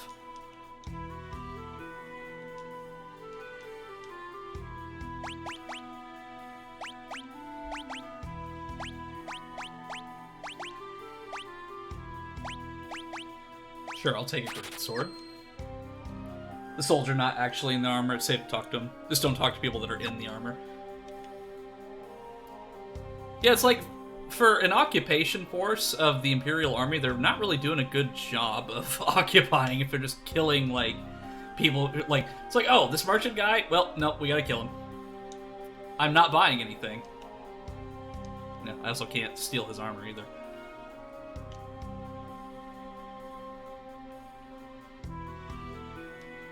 Oh. What are you doing here? Scram! A cadet. Wait, so a cadet? So they literally got somebody from their academy here? Well, I guess maybe he's on a training mission. Hey, I stole his clothes! Woohoo! I'm now an Imperial cadet.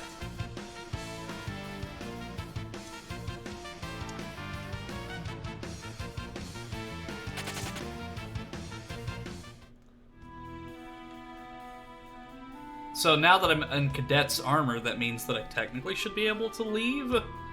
Unless they're like, soldier, you need to report to your post. But then again, you never know. Get back to your post. Cadet, where are your clothes? This merchant meanie stole it. That idiot Kefka is about to invade Narsh. Oh, of course I know better than to call him that to his face. Yeah, no kidding. Now you can talk to the Magitech guys safely for some reason, though they still yell at you. Yeah, probably just because they're a cadet and they see you as, like, kind of like a lowly private. Because a cadet, like, at least in military terminology, like, that could mean, like, a JROTC cadet. That could mean, like, a military academy cadet. Like, that is, like, the level below private. Halt! What do you think you're doing?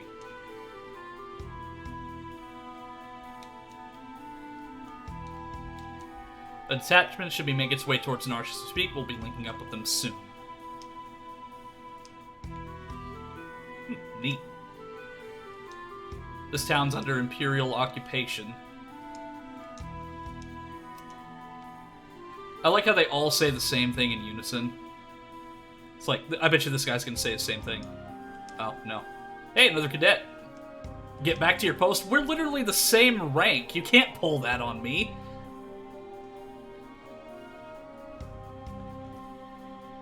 No, my cookies broke. Oh.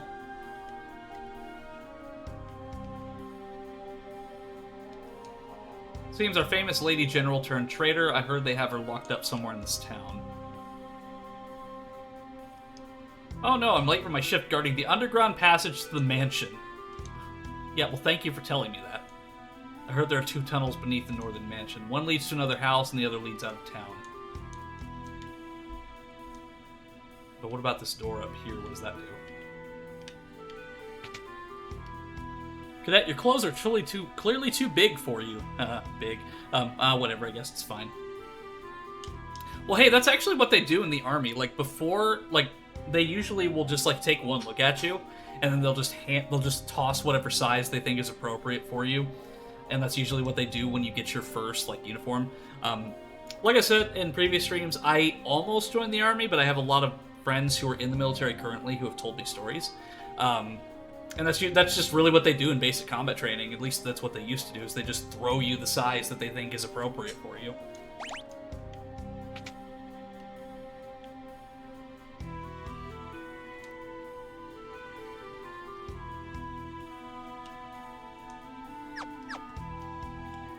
My socks in JROTC were thigh highs for reference of Vibe 2. They gave me the smallest they could, and it was still ginormous. Yeah, like for a while, I actually had to use a female belt for my JROTC uniform. I actually still have it somewhere because it was actually for my uniform, and I had to use it on my actual clothes because my belt had broken in the middle of class. So like they're just like, oh, go to the supply room, and then we'll issue you a replacement belt. And then I kept it, and it's still somewhere. So I had to wear a uniform belt on civilian clothes. So they said that there was a... Best RNG I ever rolled was spawning in Canada. Hope those friends are doing good. No! Oh, it was Dio! It was Dio! It wasn't Cranberry this time! No! They're hitting me in the back! Ah. Remember when I had you worried about ducks the whole stream and never actually threw any? Yeah, because Dio threw them at me. However, there's another redeem called the Duck Apocalypse, where if you want to throw 150 ducks at me, you're more than welcome to. Yeah, that's what Duck Apocalypse does. It's not just 50 ducks, because 50 ducks is the regular duck redeem. Duck Apocalypse is 150, so you're hitting me with literally 150 ducks. You thought it would be Cranberry, but it was him, Dio. You both said it at the same time. Like, I'm glad that my chat is on the same wavelength with each other. So let me see. Where do I go from here? I wonder.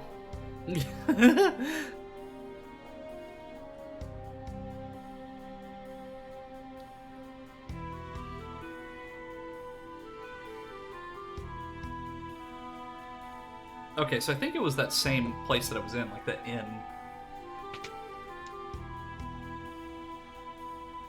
So let me go back upstairs. Or not here, but that area where all the other guards were. I am genuinely proud of you, chat.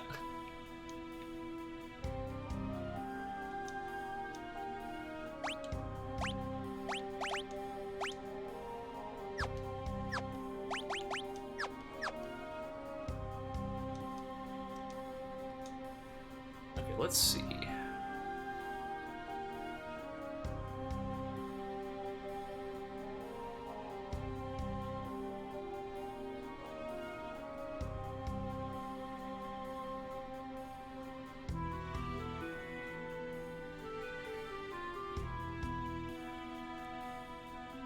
Okay, I've got to go downstairs.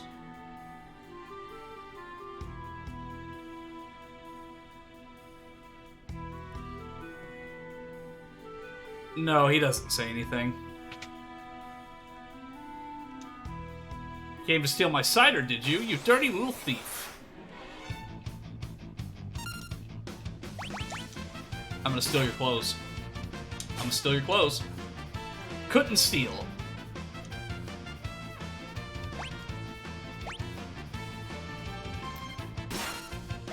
Yeah, I think I'm kind of on the right track now. There we go.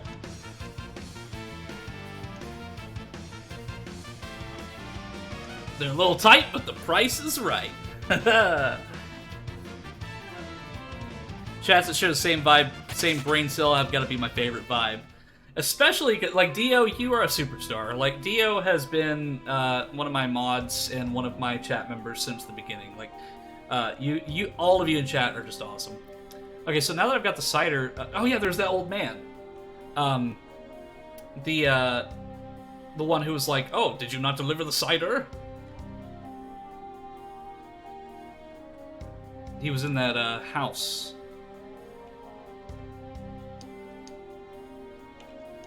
I'm not buying anything. Yeah, we're just selling contraband material. I think the original Japanese version is wine rather than cider. Is this turning into Hitman now? Am I Tasty 47? I mean, if you want to be. I mean, with all the disguises that we're using, I mean, it fits. You see, like the wine thing kind of reminds me of the censorship in Skies of Arcadia, how they changed, like, the, like, I don't remember what the drink was called, but they changed it from rum to something else, like something unique to Skies of Arcadia.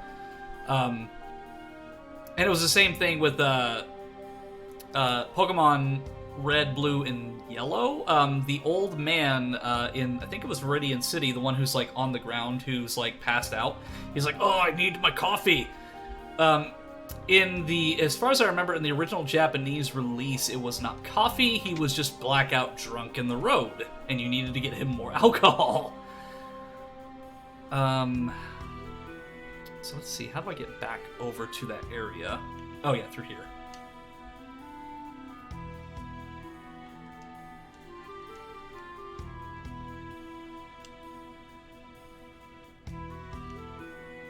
Because right over here is the man who needs the cider. Secret passage? Well, yes, there's a tunnel from here to the mansion on north end of town. Go downstairs and tell my grandson the password. It's, I forget. So the password is literally... I'm gonna die laughing if that's actually the password. I forget. The password is failure.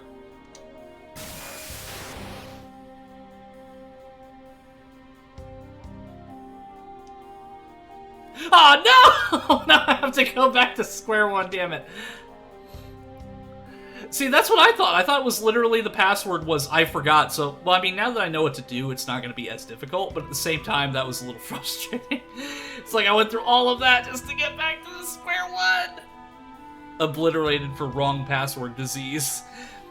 I mean, it fits, though. I thought that was going to be the password. It's like, password is failure. But, so you're telling me that I got destroyed by this child? Just saving time, you don't need to be a merchant now. Okay.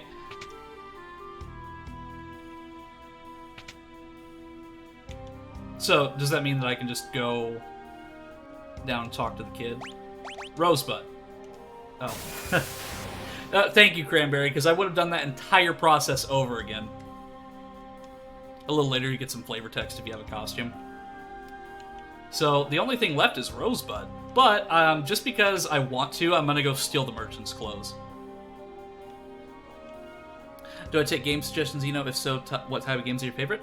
Yeah, I do take game suggestions. I did that for Kingdom Hearts. I do have some plans to play the Metroid Prime series, and some other things, but I'm always open for suggestions.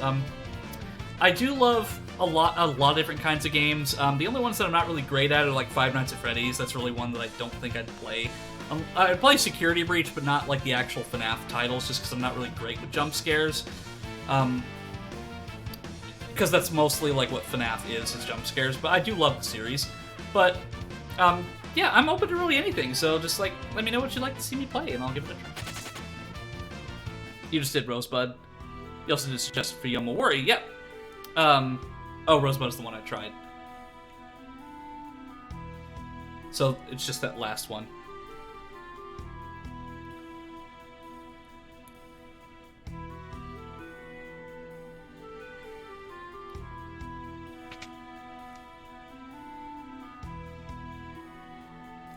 Yeah, and I still have to finish, or actually get a copy of Yomawari Lost in the Dark. Okay, so, Courage. I mean, that kind of feels like that was a little... Like, I feel like Courage, like, is kind of the obvious password, but you never know, because with games like this, you just never know.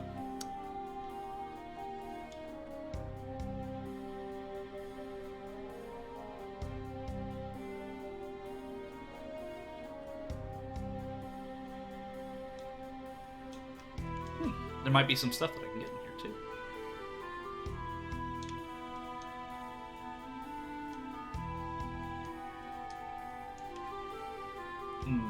Excuse me? This is probably the most confusing of the three scenarios. Yeah, and I definitely can see why. Oh. I was making that way more complicated than it should have been.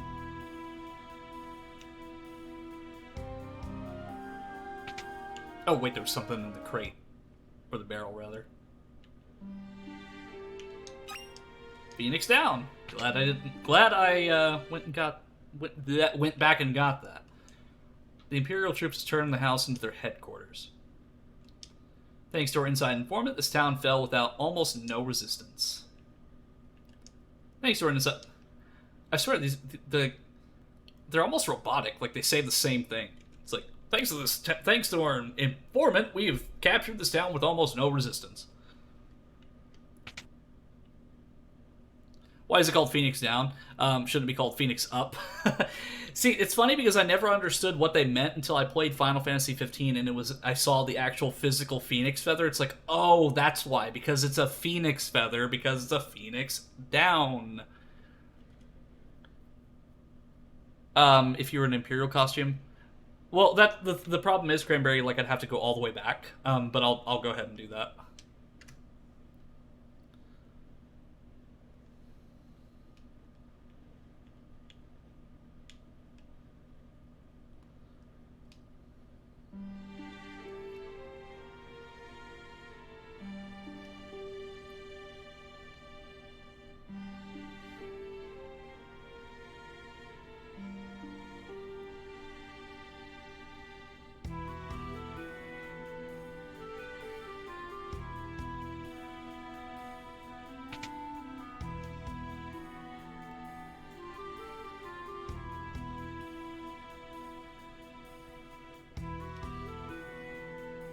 It's a little out of the way, but I think the line will have you laughing when you get there. Yeah, I think a laugh will be worth all of the effort. So, if I remember right, I gotta go... No, not up there. It's through here, wasn't it? No. Because that's where the merchant was.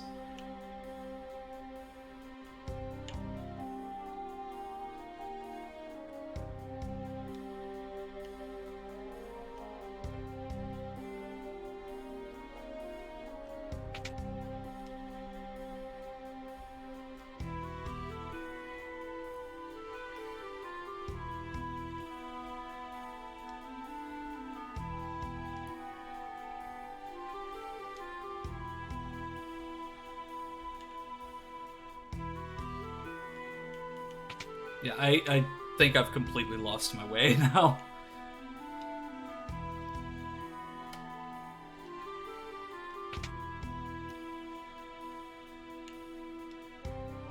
Go into the Cider Man's house.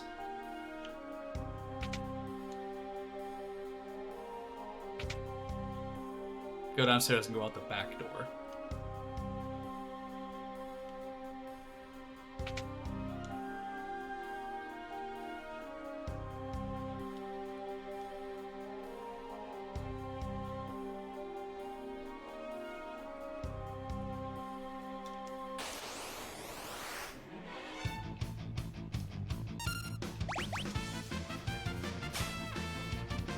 Couldn't steal.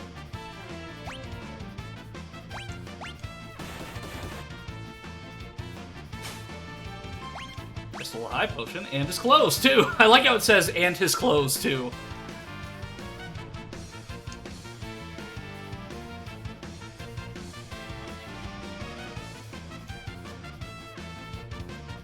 I feel like even though I stole his clothes, like somebody would, like, an Imperial soldier would still want to fight. But then again, he's a cadet, so, I mean, he's just, like, he's a recruit. So, I mean, he doesn't, I don't think he has any... He's like, well, I signed up for the wrong thing.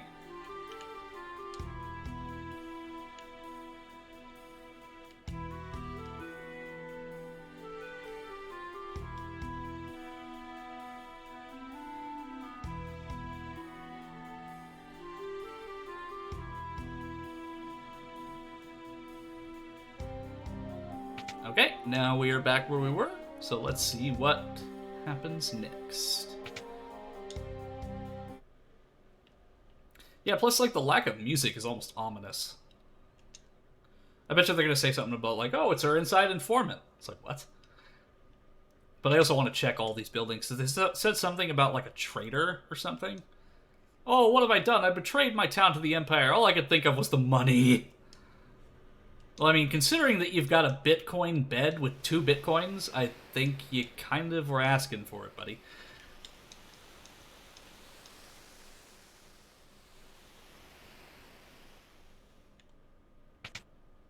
Let's see what's in here. God, these kids are driving me nuts. Can't they keep quiet for 2 minutes? He's got a 2 Bitcoin bed. I'm Magitech armor. Wind the clock, wind the clock. That was just my jump rope rhyme.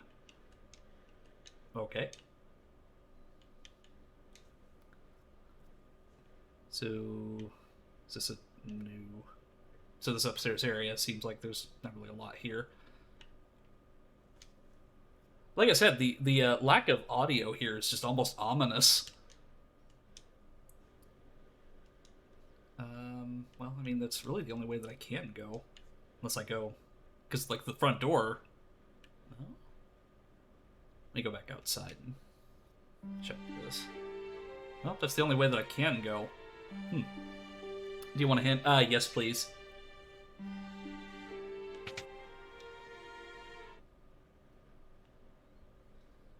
The lack of audio is a clue.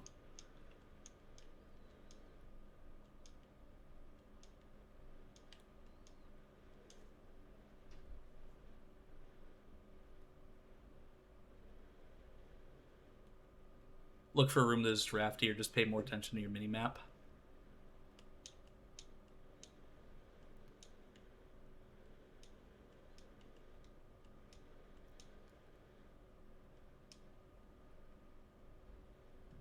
Oh, I see what you mean. So, like, I have to listen to something. So, let's go back.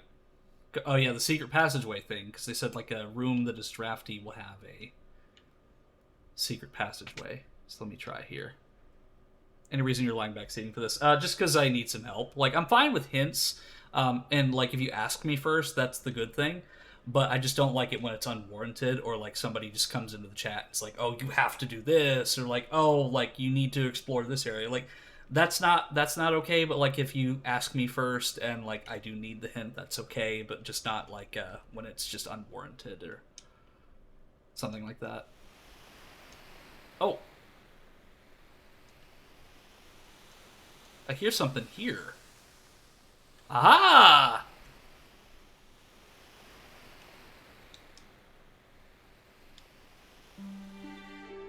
Woo! Time to wiggle my ears in happiness. Remove disguise. No.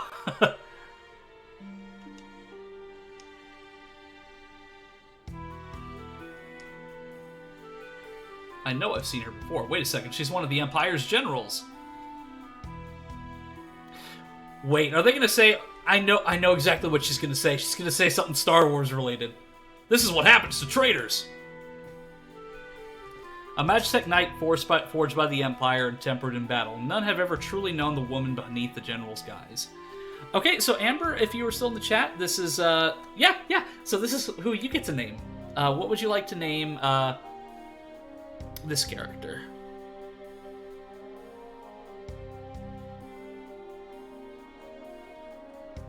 Oh, you want it to... Do you want to just be named Amber, or would you like it to be your full username? Because I'm fine with either one.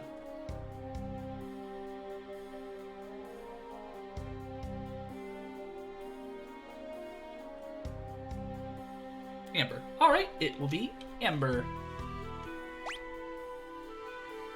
Alright, just exactly like that. Yeah.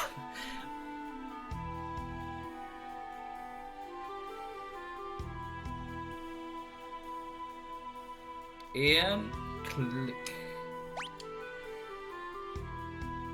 So the mighty Amber has fallen. Not as far as those who would use their strength to oppress the weak. Quiet. Kefka's planning to poison every last man, woman, and child in the kingdom of Doma. Shut up. I'm so glad I did that. I like this character quite a bit. Seems like it's almost like a coincidence how many of the characters I've named, like, after chat members match the personalities of said chat members. Yes, sir, I can stand guard for days without sleep.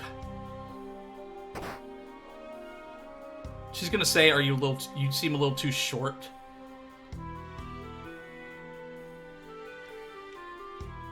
You look a little short for a stormtrooper.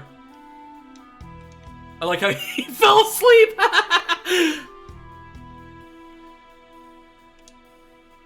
Remove her bindings.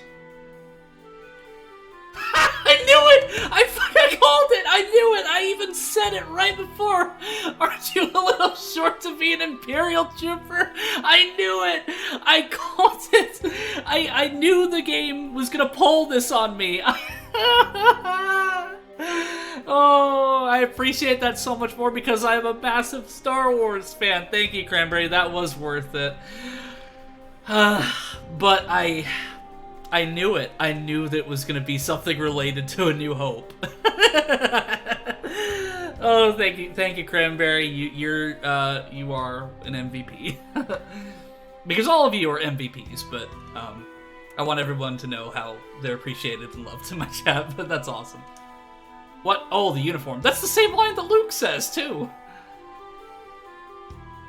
Name's Tasty. I'm with returners.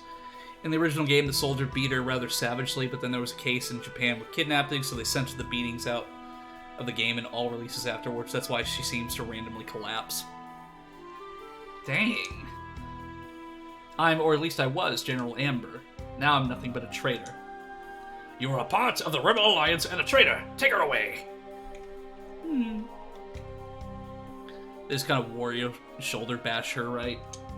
You take me with you? Of course. I mean, I've got, like, lots of healing items. I'll protect you. Trust me, you'll be fine. Wink.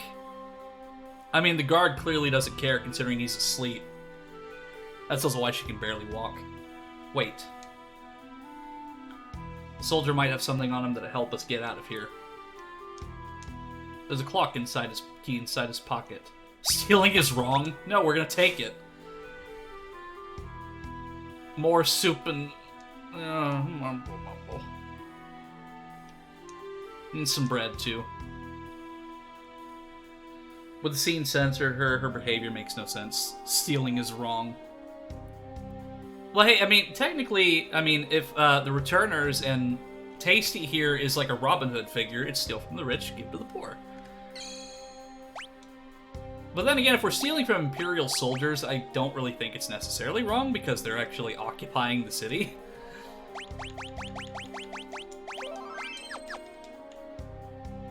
Light hint, check your minimap.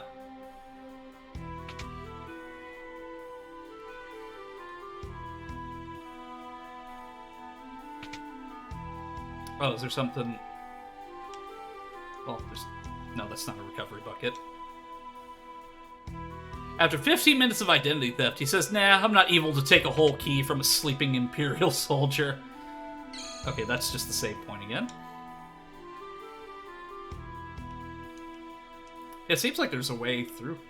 Oh, well, there's that door down there, but I'm checking here first.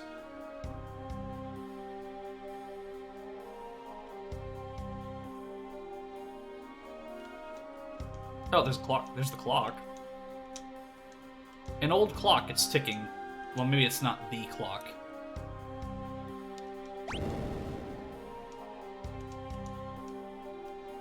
Okay, so that must have moved the bookshelf. At least I think so. 1,500 gil! That's like half of my wages in this game. Oh, there's more. 1,000 gil! Well, I also feel bad because I'm also stealing from this town's economy, probably. Like, this is just a storage area, so I feel kind of bad. But at the same time, you know, I'm putting it to better use, because I'm taking the fight to the Empire.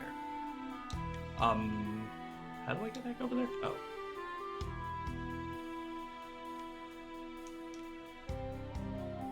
Oh. Okay. Hyper wrist, what is that? Well, let me look at my items list to even see what that is.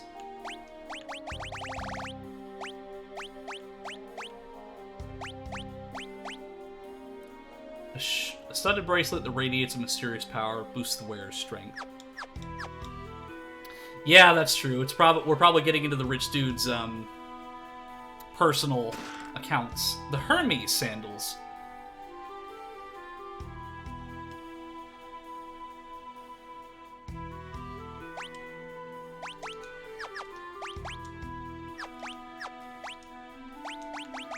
So if that's a relic, that means that I can equip it.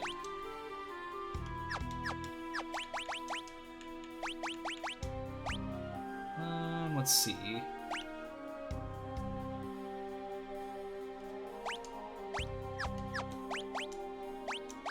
I should also probably give her a weapon.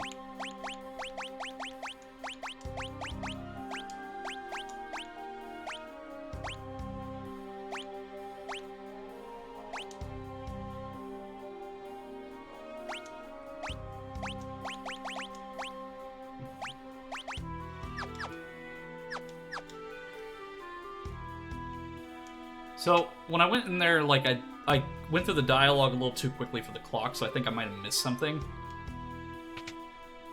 Well, there's also a door here that I missed, too.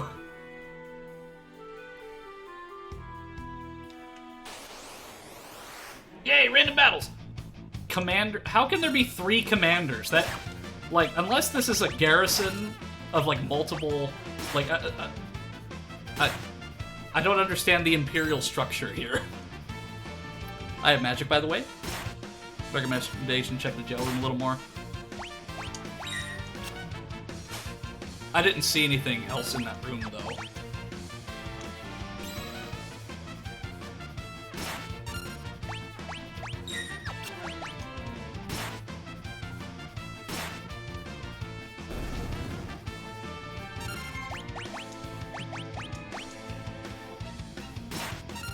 What does Runic do?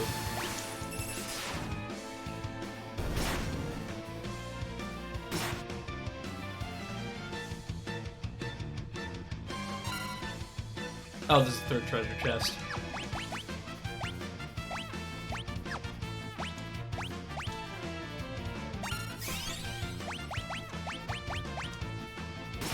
It's hidden in a wall. Okay. It'll draw the first magic tech that happens after you use it and absorb it. Okay. So that'll be useful whenever I encounter magic-based enemies. So, let me go back, then.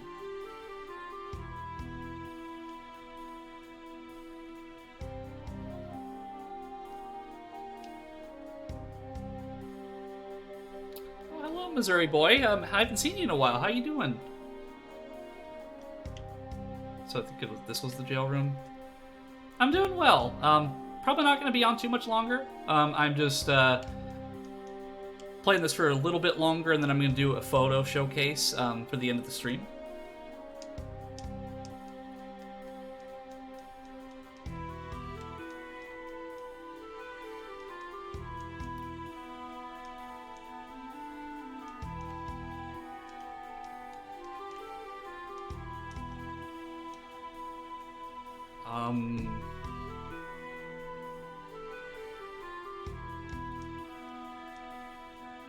Well, I think the question is it a worthwhile item?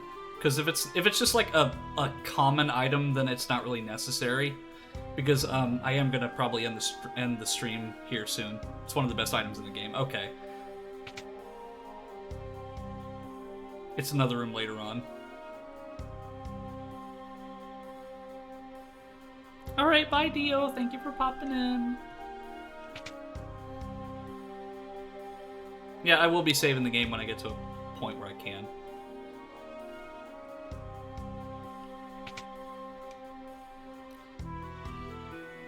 Yeah, because if it's a room later on, let me know what room that is.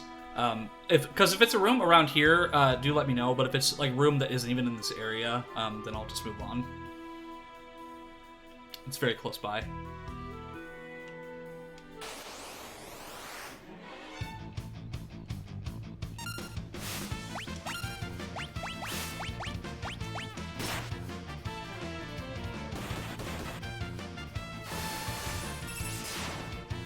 Disconnected the room you're in right now. Okay.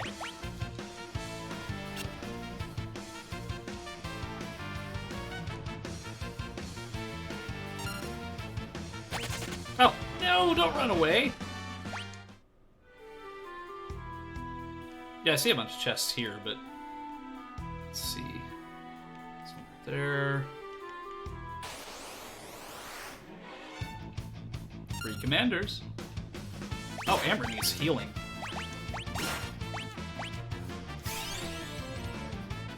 Yeah, sorry I let your health get too low, Amber, but there you go. Healed ya. Because one thing that that I do when I stream is I do play without my glasses on. I know that you can see my glasses here, but they're purely decorative. But like my human form, I have to take my glasses off because my camera detects my movements better without them on. So like sometimes like it's a little hard for me to read stuff. I actually considered getting myself a pair of like anti-glare reading glasses, but at the same time there would still be the issue of detecting my movements.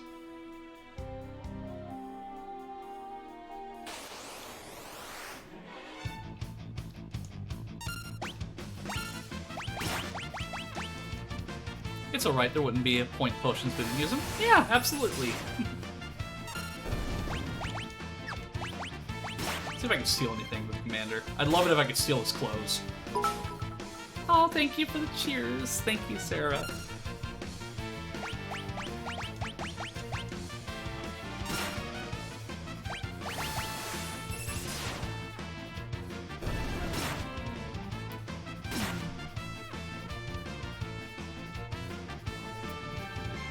I gotta lean into those head pats because there's also a lot of scratchies there too.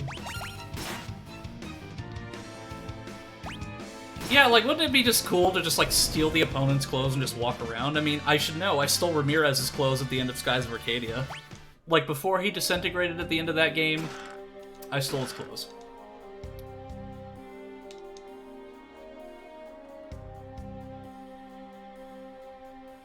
So, oh, I can actually, on my mini-map I can see, like, a little, like, ghost version of the path I need to take, so I'm gonna do that. So this character's fitting for me because she can cast Blizzard, and I'm a Canadian. Yes, you're used to the cold. I'm used to whatever Mother Nature wants to throw at me at any given day. Because today, it is currently, well, earlier today it was about 70 degrees Fahrenheit.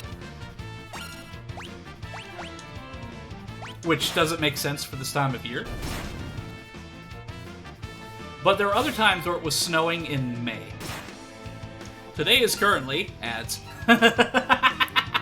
Oh. See, that's the thing, is that I'd love to just turn the ads off, but as an affiliate, I can't do that. Because, like, that's how much I hate ads. I did that on purpose. No. No, it's just at the 7-minute mark, whether it be on an hour or the first 7 minutes of a stream, like, it just always does that. That's how I have it set. Because I think that's the limit that I can do.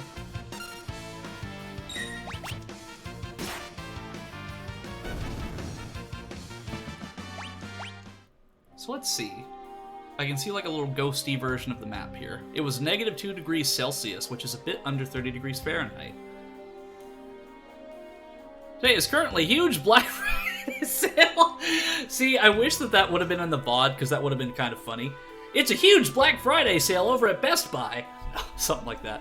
So I can see a little ghosty version of the map here. So like if I go down, I can also go down a hidden passageway here. And then there's a area that I can go there.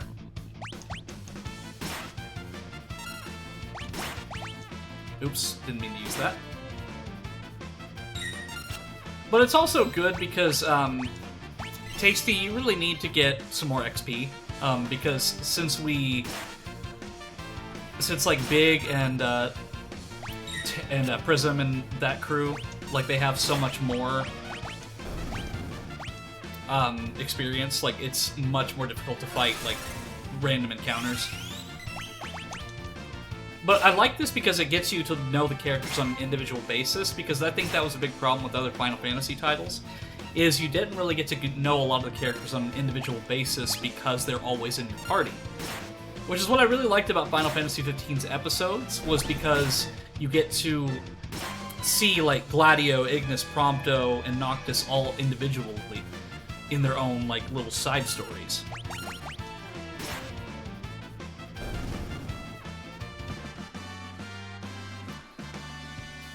What was in those two chests you opened earlier? It was a heavy sword and a shield.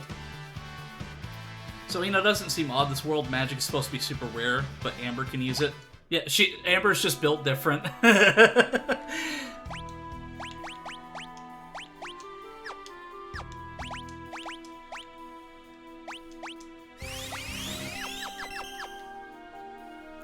So let me go back up here. Okay, so I go down, like there's a pathway down, but I want to check this room here first.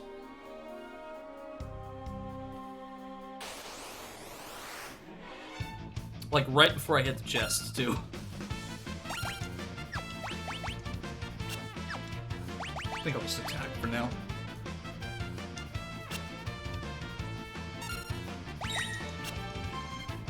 Honestly, natural Canadian powers here, no magic.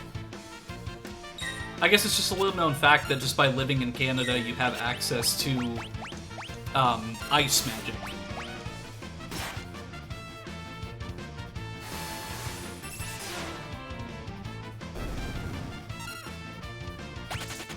Yes, run! Run! Run, run, coward! Oh, yeah, I need to grab this chest. An earring. I'm assuming that's for Amber. Boosts the strength of wears magic. Nice. Maple syrup is actually mana, little known fact. See, I have a coworker at my store that Maple Points who is from Canada, and every person that I've talked to that's Canadian says that the maple syrup up there is really good, and like I know that's kind of like a stereotypical thing, but that's just what I've heard from people who actually live up there or have lived up there in the past. Like, food is just better. So, I will ask for a little bit of backseating here, just for, yeah, I got the earring. Where is this chest that has that item in it? Was the one... You want to go downstairs first? Okay.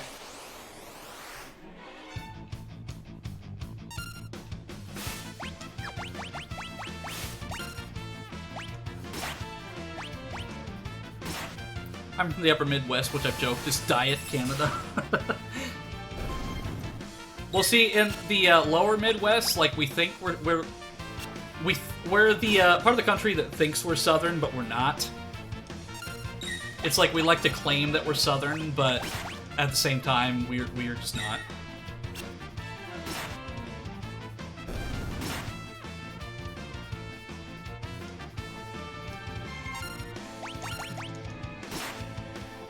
We had Tim Hortons and the Red Green Show.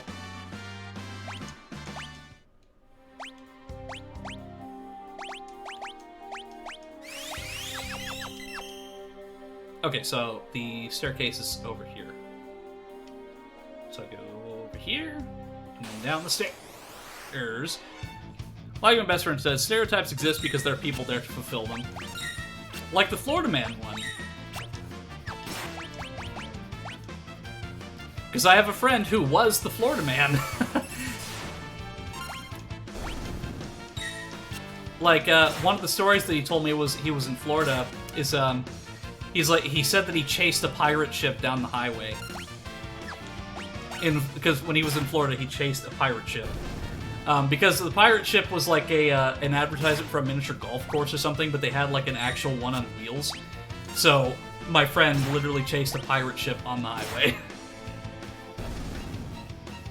As a Canadian, I do not endorse these stereotypes and other generalizations. However, Canadian stereotypes are some of the most accurate out there. Especially when they're positive ones. So, like, I've heard, like, a lot of Canadian people are really nice and sweet. And that's one, like, most people from Canada that I've met are very sweet and nice, so...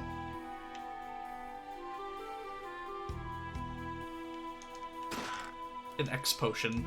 Oh, ribbon. Was that the item there? You got it? Okay, let's take a look at it. A silk ribbon enchanted with powerful protected mat. Prevents all status ailments. Ooh, that's good. Yeah, that was worth the detour. So I'll actually give that to... Tasty real quick. Makes it a lot more obvious in the original game. Ribbon is basically a block to every negative status effect in the game. It's kind of a bit decent. Speaking of stereotypes, have you seen the one about strong men? No.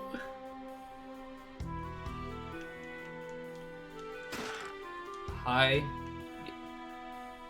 Okay, so now I'm assuming I go upstairs from here. This one really touched me. So I'm a bit worried, but I will click on it. I trust you as my mod, Cranberry, so I will take a look.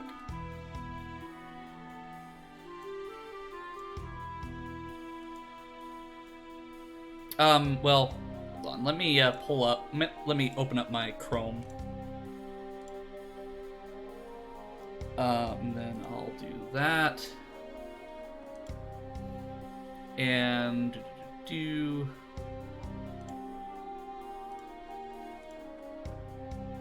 Okay, so this is the short that Cranberry has given me, so let's take a look what it says.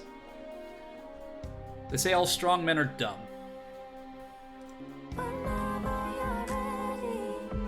We...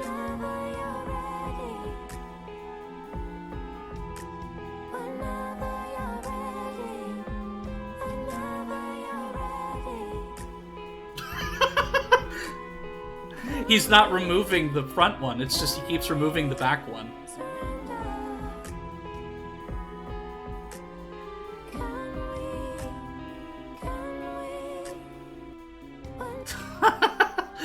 Okay, that one was pretty good.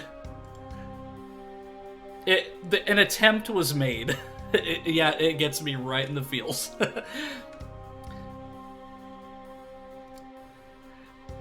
See, it's funny because I was actually, even though I was kind of really introverted when I was back in school, like I was friends with the jocks, like at least some of them anyway, because like of course we had like the jocks that were just absolute jerks, but like there were some that I was friends with just because I grew up with them and I knew them like outside of the sports. But that's the funny thing about the jocks at my old high school, because I'm almost 10 years out of high school now, but like that's the funny thing about them though, is that the really jerky ones thought they were so cool, but our high school football team and all of our sports teams were terrible.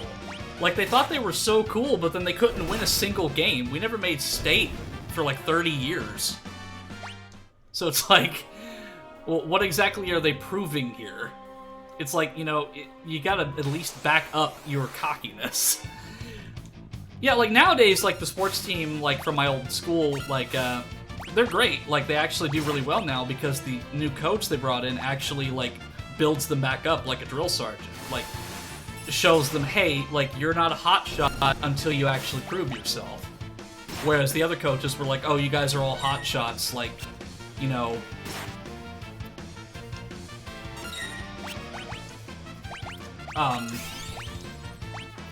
Because, like, you can't just, like, go out there and tell somebody, like, you know, you're the best football player ever, and then they try and go out there and perform terribly.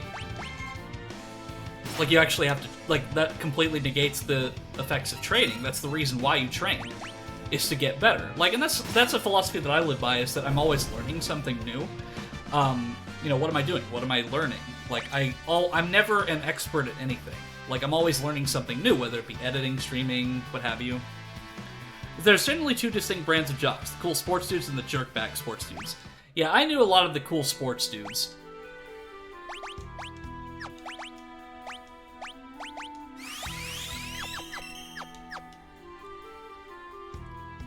The best indicator for which type they are is how good they are at the sport they play, because usually the best players are much more humble and chill. Exactly. And that was, and I still talk to some of the ones who were, like, for example, there was I don't talk to him that much anymore, but there was a jock friend that I talked to a couple years back who, was doing, like, an exercise regimen, and, like, I actually asked him for some advice, and he's like, yeah, like, you actually have to eat a lot more than you think whenever you're, like, building, like, muscle, because, like, you'd think, like, oh, well, if I want to lose weight, like, I've got to, like, not eat as much, but no, you have to eat a lot. A lot of protein. Which is accurate. A lot of the cool sports people in my school were playing sports like soccer and things. We were one of the best teams, if not the best.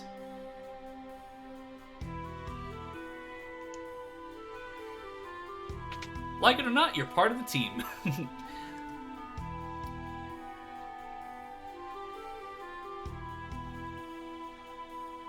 So now we can leave. Okay, so what I will do now is I'll go ahead and save the game, and I will go ahead and do the photo stuff now. Save again, just to be sure. So, let me go ahead and exit the game here. I'm trying to remember exactly how I exit the game from the menu. Quick game. There we go. So, now I will be doing the photos. Photos are relative. Not sure what that sounds. It sounds deep. But yes, we're going to be taking a look at Big Something and Cranberry's photos. Let me go ahead and pull those up real quick. I'll also play some relaxing music as well while we wait. Oh, my playlist is right here.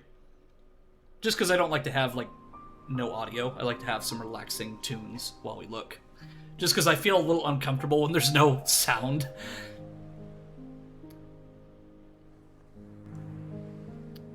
That seems to be a relatively good volume. Okay, let me go back into my photo section here. Oh, looks like Tasty has some too, so I'll show those off. But yeah, this will be the last call if anyone wants to, like, post some things for my photo showcase.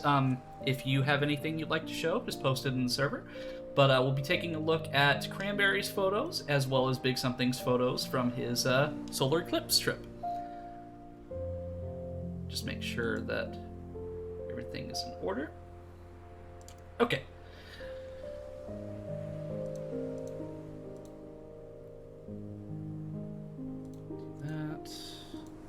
Here we go.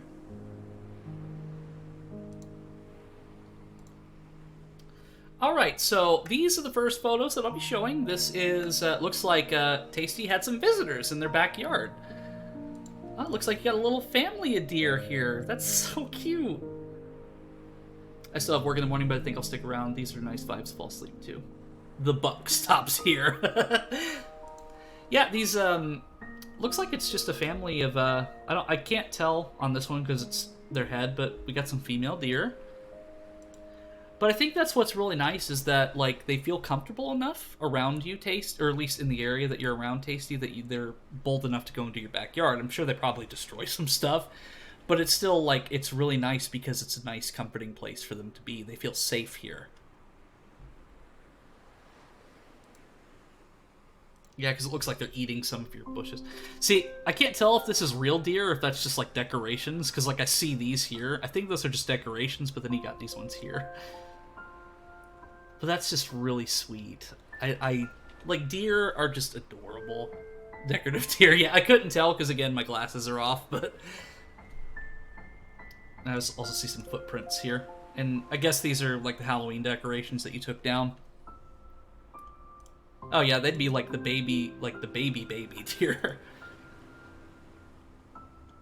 Yeah, and the fact that you got this close to them and they aren't running away. Because, like, I've went to work, used to go to work at like 3 in the morning, and there'd be deer on the road. But they would get relatively close, but like the moment that I made like any sudden move, they'd run. But like the fact that you're able to get this close to them and they don't run away shows you that they're comfortable here, and that's good. And look who's sitting in the chair. Oh yeah, you've got like a skeleton in the chair, sans Undertale.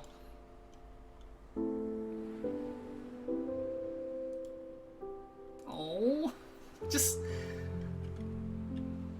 just incredibly sweet. One time a deer tried to commit insurance fraud against my dad.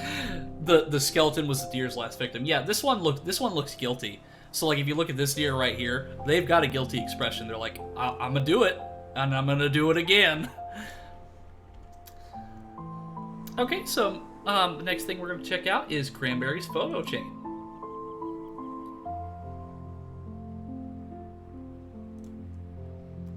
I always love the little artworks that you have too. Like, do you do these yourself, or is that somebody else like draw this for you? Because I always really like seeing the little artworks that you have at the beginning of every adventure. Deer crossed road, Dad came to a complete stop, deer ran towards the car anyways and just threw itself onto the hood before running off. That was made by Papaya Mint. Okay. Yeah, deer can be a bit silly sometimes. Let's see. This is Cranberry Chan from the Grappling Hook Girl. It was the last strenuous climb of the year. Let's go to Mason Lake. Let's start an amazing adventure. Is it the IRA Spring Trail? Let's take a look at this little close. Well, can't zoom in, but leave no trace.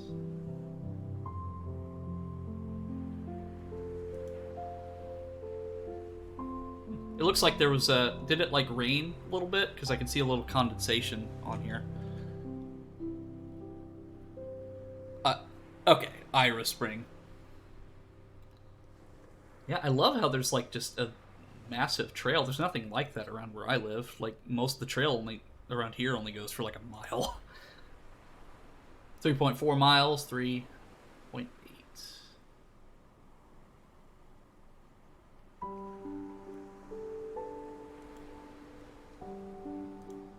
Oh, wow!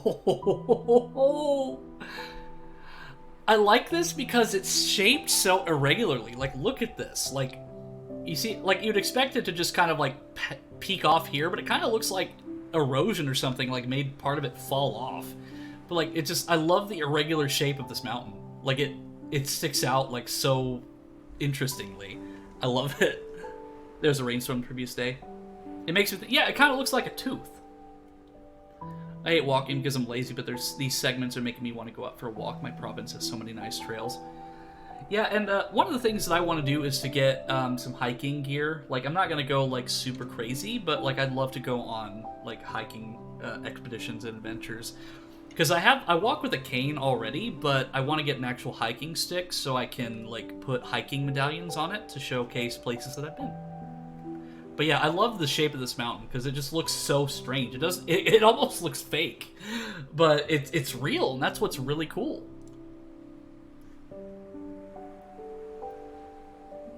I love the color of these trees, or the leaves rather. Now let's start climbing. I won't go all the way to the top, but it's still a strenuous climb. Let's enjoy the autumn leaves. And I'm assuming this is part of the trail here. My goal is to capture fall colors, and I think you succeeded. Very much so. Oh, there's the grappling hook. And the skun tank.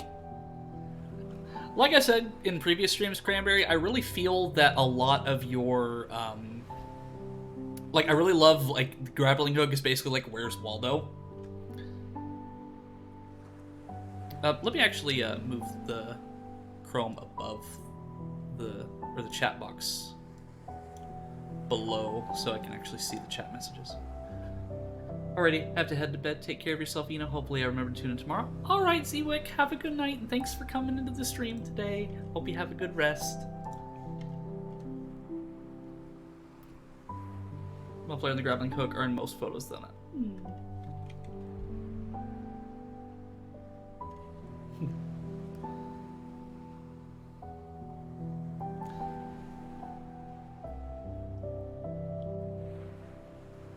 Yeah, but like I said, it's a nice little Easter egg that you can just like see, like, oh, did Cranberry put them in this photo? I prepare for a long journey. This is not an easy climb. Luckily, I'm very persistent.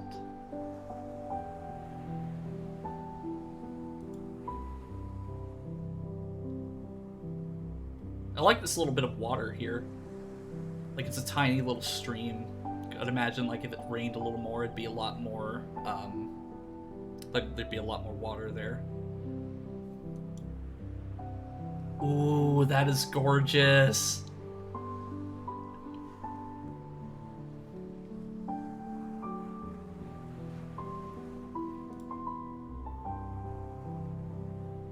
See, I love that because of the mountains in the background here. So, like, you've got the trees, and then you got mountains in the background. Because, yeah, there's the Tooth Mountain again. Mason River.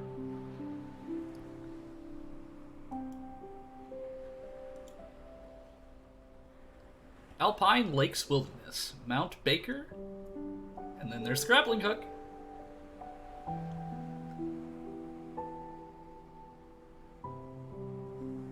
I'm gonna head to sleep, I think. Alright, Amber, thank you for popping into the stream, and best of luck.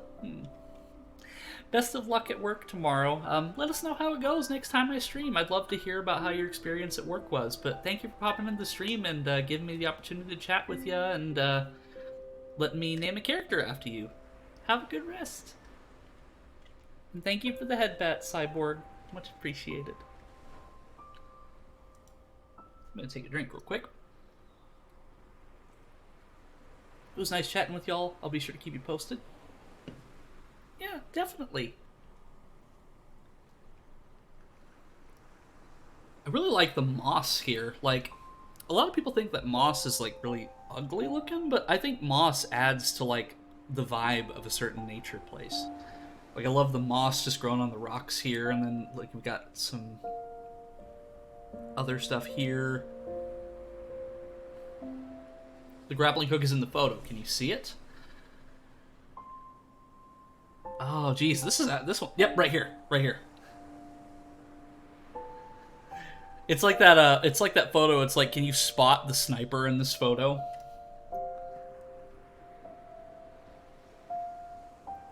Let's see. The altitude will rise rapidly. I'm already at a pretty high place. I didn't think it. I didn't feel like we walked very long, but we gained a lot of altitude. I'm actually gonna put my glasses back on. My eye tracking won't be as great, but I do want to like be able to see everything in full detail. So my blinking won't be as accurate, but I mean, I'll be able to see.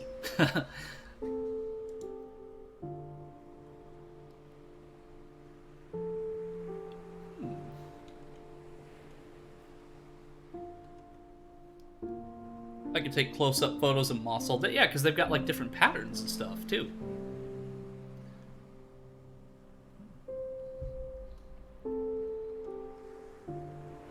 Like, roughly how high up do you think you are?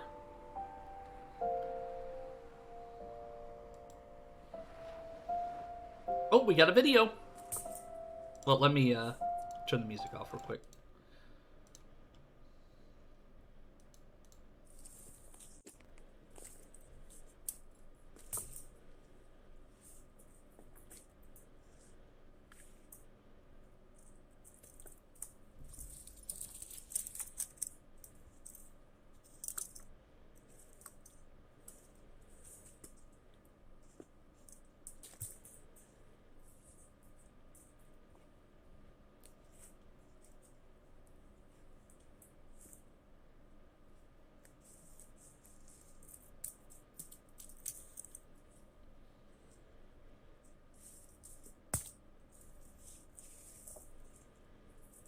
I just love being able to see the grappling hook in action. It's so cool. Like, it's your calling card, and it's just so cool to see. Let me also change my... Well, I have my other window open. I'll change the stream to just chatting.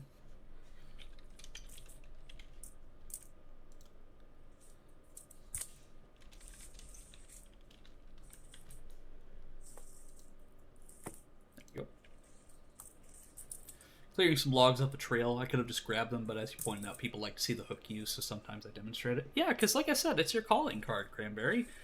I love seeing it myself, because like it's just so cool. Let's see.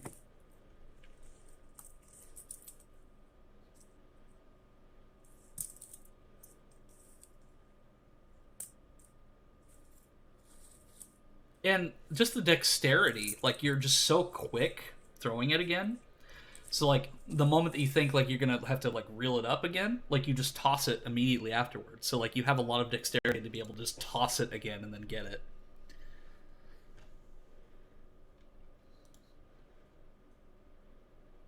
And just like with Big's photos, I really love how you can see the clouds and stuff here. The mountains are beautiful. An object had fallen down the cliff. It would be dangerous to go down and retrieve it, so I took photos from a distance. Hey, that's the one you posted in the server earlier.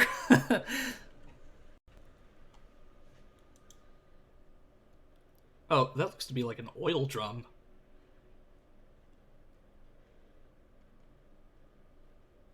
It's all rusted up, so it's been there for a while, it looks like.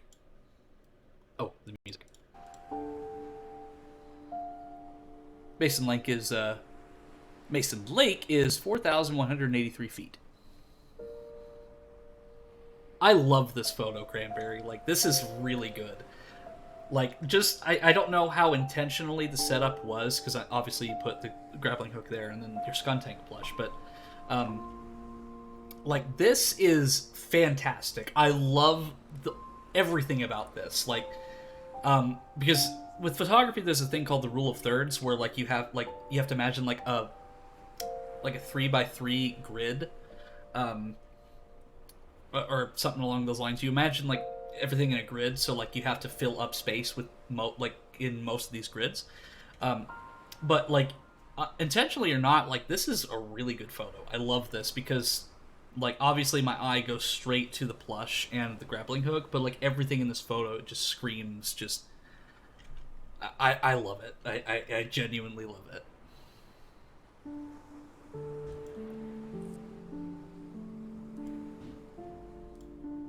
What else do we got here? Someone temporarily misplaced their jacket. It gets very hot while climbing. I left some candy for them. When you come back to get your jacket, you'll be rewarded with a surprise. Maybe the person who left their jacket's the same person who left their pair of pants in Big's photos.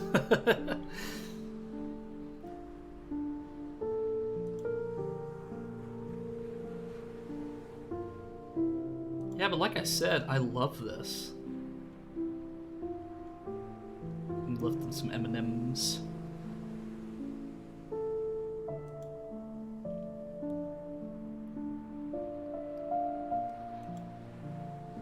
I love this one too, because it's just... I just have never gotten the opportunity to see stuff like this, so being able to experience it through all of your eyes is almost as good as actually seeing it myself.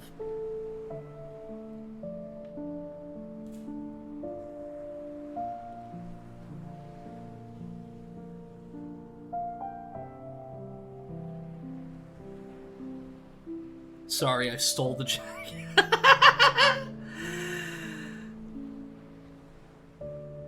Oh.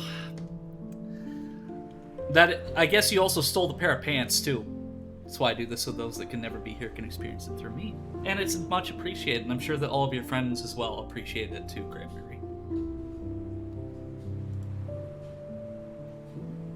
Bark on that tree just got stripped. It's like Tasty's not just stealing clothes anymore, he's stealing the bark off of trees, yo.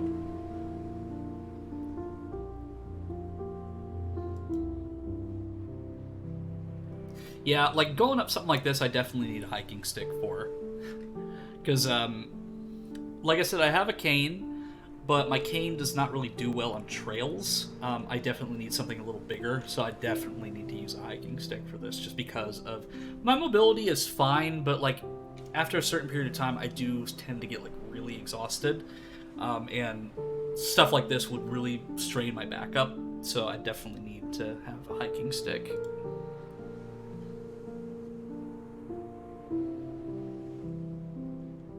This will give me motivation too, knowing that other people wouldn't otherwise get to see these places. Yes, a little tiny mushroom right here. Let me see if I can touch it. Tiny little mushroom. Yeah, and another thing is I love to get to show these off, because I get to, like, give you a platform through myself too.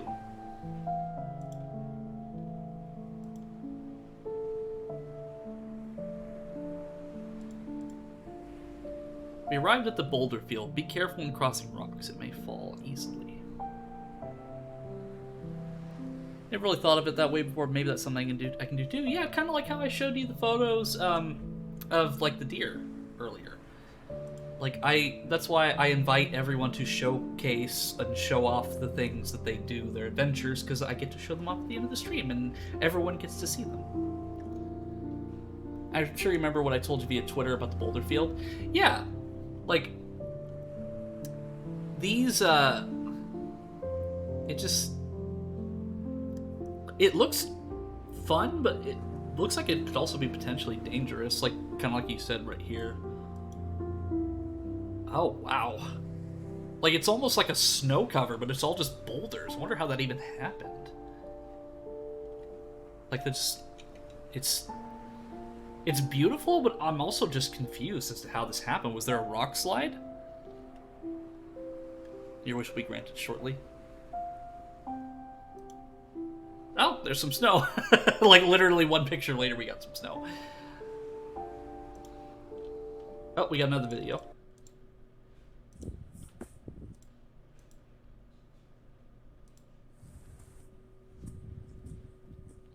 Let's see.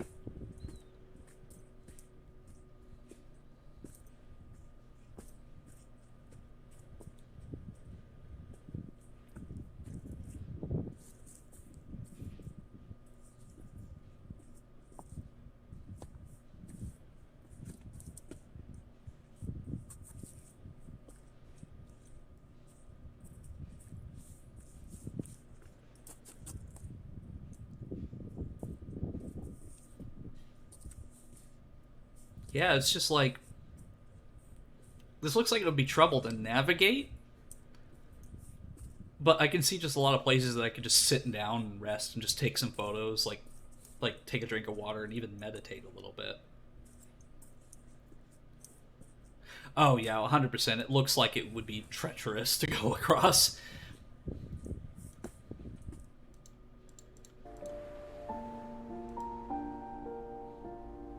Oh... I love this so much. Like, I would love to see stuff like this. As the altitude rises, snow becomes visible. Please be careful when walking on snow. It may be slippery. If you fall, you'll be seriously injured.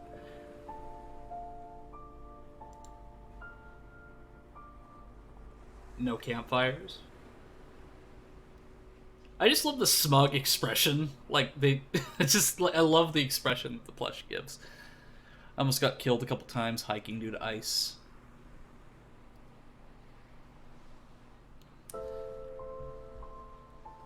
I opted for Mason Lake. And there's the snow cover you mentioned. Yeah, I always go for somewhere that has water. Like, water just seems like my go-to. Like, I love seeing stuff like that.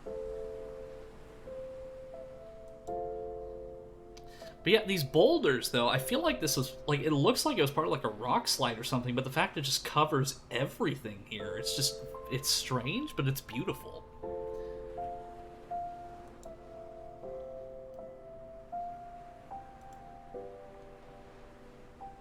The higher you go up, the worse the snow gets. We discovered something interesting.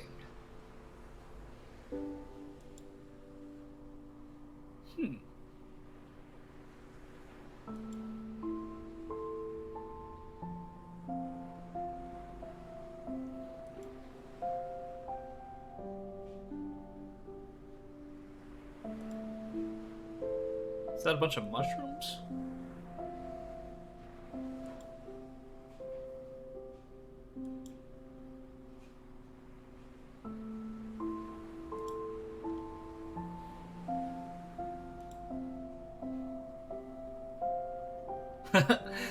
I love that.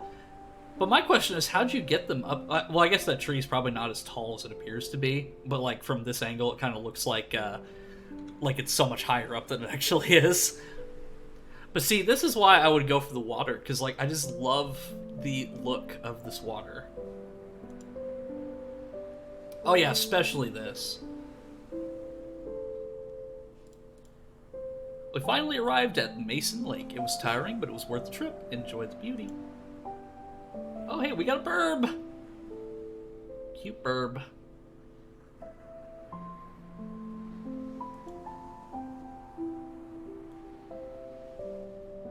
It was not easy to get to this lake, but I felt so alive and fulfilling to get there. Yeah, because of this, like, you get the solitude as well. Which, solitude isn't necessarily a bad thing, because, like, this place feels like you could just sit there and just think, and, like, you could release all of these feelings that you've carried, because you're just looking at the natural beauty, and you feel more connected to the earth.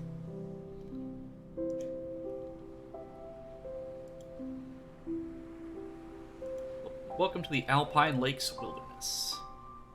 Pack out all the trash, including food scraps. Please keep your dog leashed. Camp only on durable surfaces. Do not camp on vegetation. Campfires are prohibited at Mason, Rainbow Island, Pratt, and others. Possession or operation of drones is illegal. Solitude is important to me. I'm considering a day trip to the North Shore soon, somewhere where I can sit and meditate for a while. Yeah, see, there's a waterfall that's in the local area, but the problem is there's a lot of troublemakers over there, so I don't feel safe meditating there, and it's mostly a tourist spot, so there really isn't an opportunity for me to feel safe doing that there, because I worry that if I meditate there, somebody's going to come up from behind me and rob me. But a place like this seems like it would be safe to be away from people. Toilet. It's so simple, but it's so elegant. I just love how, like, we've got all of these pictures of, like, the natural beauty, and then we just got a toilet. Oh, is that the toilet? It looks like if that is the toilet, then I imagine that you just, like, lift that up, and then you just, like, you go to town. Well, I'm glad that even, like, they have one out there. That way you don't have to worry about it.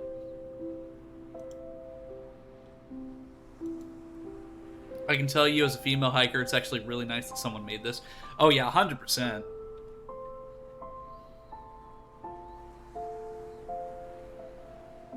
I love this one too. That water looks so clear. It's a beautiful place to eat lunch. I also used Poggers for charging discount code. Discount code... What is Poggers? Oh, it's a drink.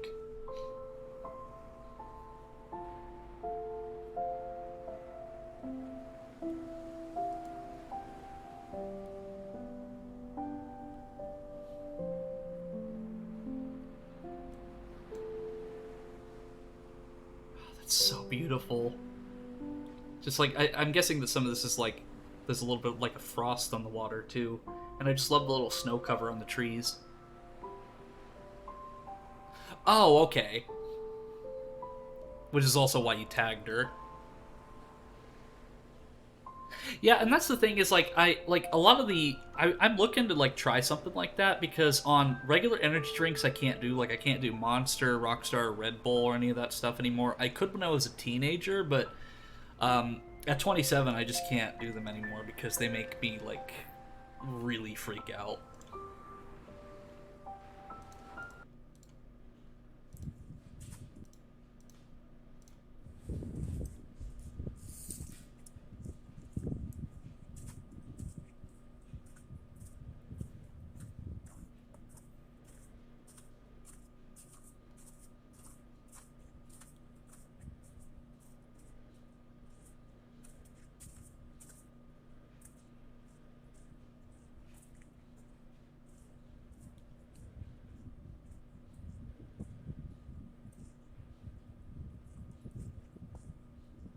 What?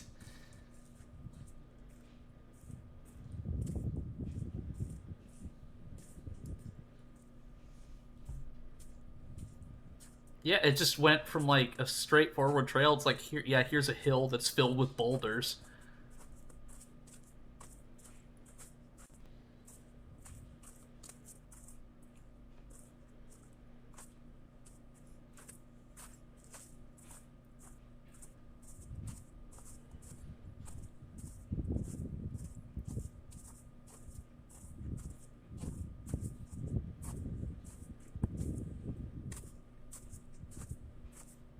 There's just something so relaxing about hearing the sound of just stepping on like fresh snow. Okay, we're in the last stretch.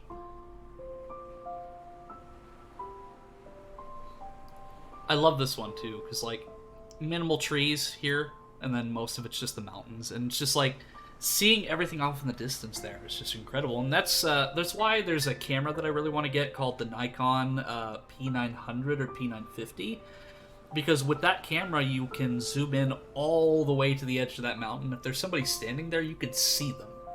So like for example, like right here, if somebody was standing right there, you could use the Nikon Coolpix camera and you could see them. That's how good the zoom is on that camera. It's basically a freaking telescope. Yeah, yeah, you really are, and like it's just incredible to see your journeys. Lucario is waiting.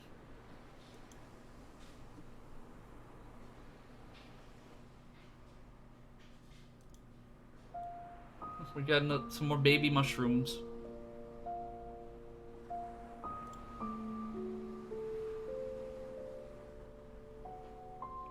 And Lucario is greeting you as you get to your save point.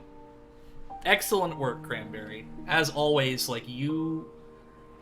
Like, I absolutely loved seeing all of your adventures, because I really want to go on stuff like this myself, but just because of limitations of where I am, and just the area that I'm in, it's just a lot of, like, the Midwest is just primarily, like, flat terrain, so we don't get mountains, but seeing, like, through your eyes and through Big's eyes, it's really nice to be able to see stuff like this, so...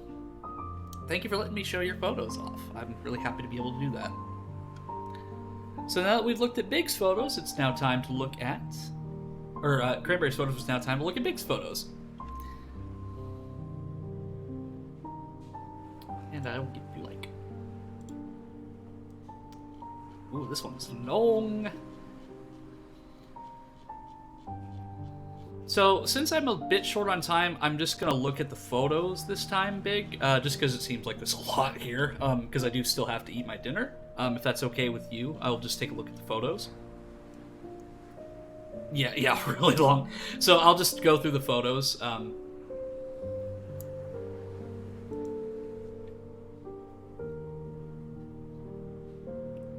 It's also like really like a drastic difference too, because we've got like we went from snowy mountains to a desert terrain.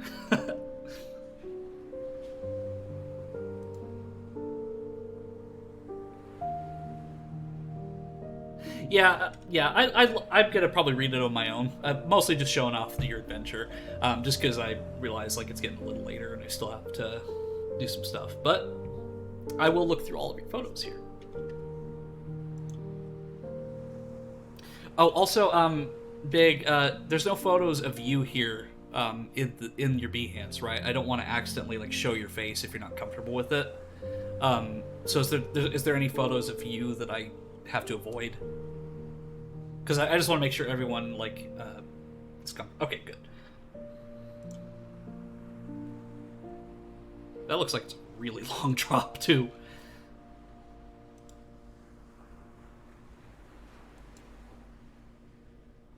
And I love how you can see in the distance here, you can see all this stuff in the background. Like these mesas and so on. Oh, that's so cool. It looks really good, too. Like, that is super clear. Like, you can see the distinct shape and everything.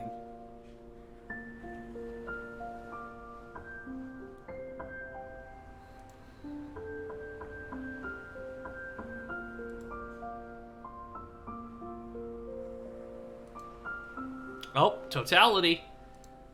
It looks like the red ring of death on the Xbox. But it's just like, it's so perfect. Like, this is like perfectly circular too.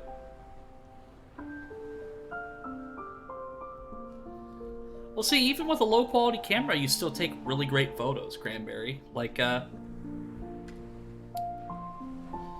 it's like, for me, it's not about the gear. It's just, I like to see it regardless. Like, just seeing, like, I use my phone camera because it's, in some ways, it's more convenient than pulling around my DSLR. And a lot of these phone cameras nowadays are better than DSLRs. Or at least some of the older ones like mine. But I just love how you were able to get, like, the totality of it and get the perfect circular. Because, like, if I, like, Photoshop this, I'd, like, put, like, an eyeball or something there.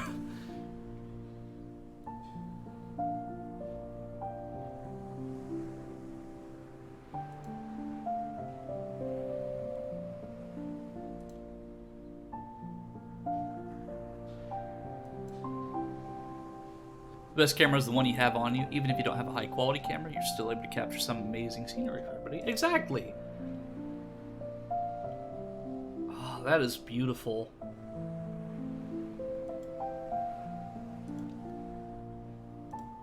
The river down there.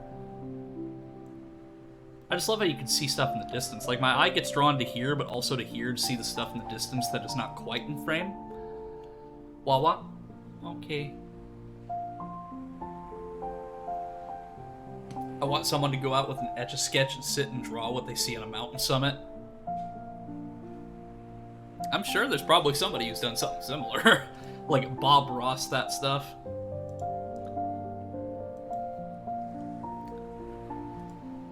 Yeah, celestial bodies are just really hard to take photos of. Because, like, when I took mine of the solar eclipse back in 2017, I just put my camera in, I put the eclipse glasses in front of the lens, and then I just took a photo of what I saw. So a lot of it was taken away because of the eclipse glasses. But I love the sense of community that you've got here. You've got, like, people here, like, selling their wares. I'm sure they probably have, like, really awesome stories to tell, too.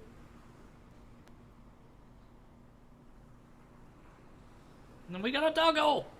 Doggo.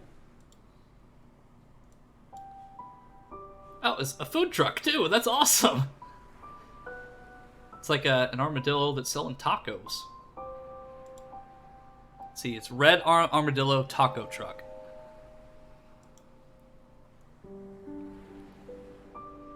This almost looks like an egg. Ironic, because I'm interviewing Eggman tomorrow. This photo rocks. Hey!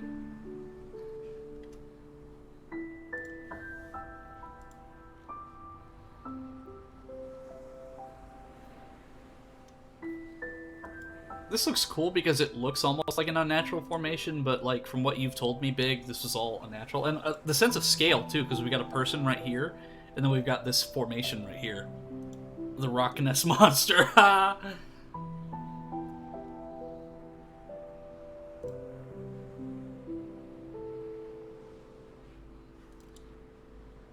Oh, that's cool. Yeah, because I've never been, like, my local area claims that we have, like, a desert landscape at our local trail, but that's just, like, advertising garbage to, like, see, like, oh, well, you can see the climate of our plain stuff, and then also our desert. No, there's no deserts around here. I mean, maybe we've got some plants that also grow in the desert, but that doesn't necessarily mean we have a desert landscape. Yeah, like, desert landscape right here, this is great. Like, around here, no, we don't have desert landscape.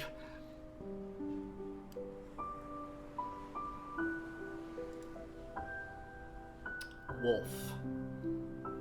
And not even total desert, right? So this is what was cool, is that, Big was telling me about how these, glyphs are, like, from a Native American tribe. And they're potentially hundreds of years old. So it's really cool to see these because they each tell a story. And and from what I understand, a lot of Native American tribes have a verbal history, so not a lot of it is written down. So the stuff that is written down like this, it's really cool to see because we get to see like a story that they were telling. And we get to see their history. Like, it looks, we've got some, like, assuming that's like a bird or something there. We've got a person, some animals, and then just other things that have a lot of meaning. It's just really cool to see. Because it's a history that's just not really well known or told. It's not in the history books.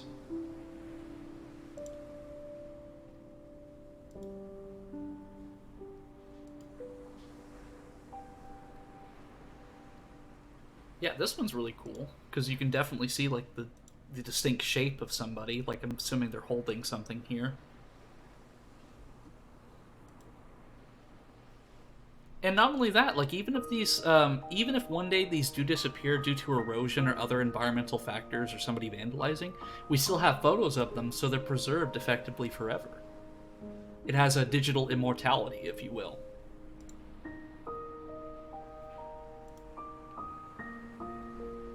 We got some deer. This petroglyph wall is a few thousand years old, so yeah, this is like predating, like, European colonization.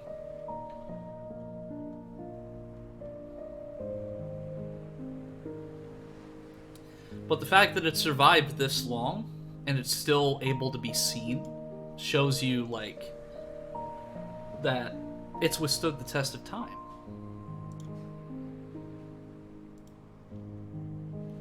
But there are caves where, like ancient humans, cavemen, Neanderthals, and other ancient humans. A lot of the caveman drawings, some of them are closed off to the public because of vandalism, and also because of like the body heat that we give off can damage the paintings on the walls. So some of them are not open to the public anymore, or at least very limited. For 4 different Native American societies, so it's not just one; it's multiple. So this is like a written history of multiple different peoples, which is just really great to see because, like I said, even if these go away someday, and inevitably they will, it's still, we have photos of them, so it's preserved, and it can be studied. Oh yeah, by far, like, because like some of them have a different style to them as well. Like, some of them look more like letters, and then others have different shapes, too. Because, like, this one here looks like an older one, and then these have different styles. And it just, like, as a spirit, I'm just wondering, like, you know, what were they trying to tell? Like, were they trying, like, was this a sacred site? Were these, like saying, like, these are the animals that are in the area, these are the ones that you can hunt? Or, like, it makes me wonder what they were trying to tell.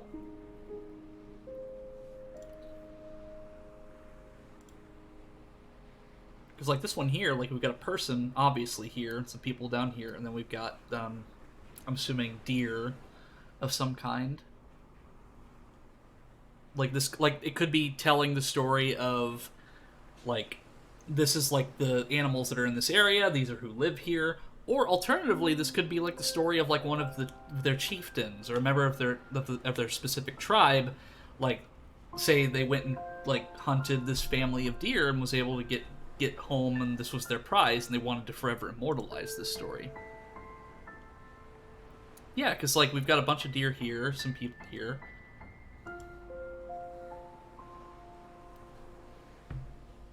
Yeah, it's like these symbols right over here. It's like I'm wondering what these mean. And then look at this one, like the legs like that.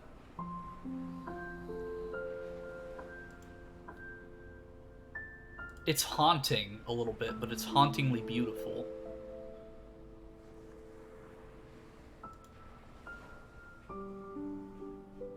Yeah, and then look at this one. Like, there's a person here, but they've got like different things stacked on their head. So I'm assuming this might be, this is just an educated guess, but I'm assuming that this might represent somebody who was a figure of authority. Because like, if you look at the other people that are in these glyphs, they usually don't have anything on them. They're just a person. But this one has, like, obviously like a hat or something on top of them. So I'm assuming this is somebody of a position of authority that they were drawing. Because for all we know, there could be more here, but they've eroded over time, and we can't see them anymore. Like, they could be part of a rock here that had fallen off.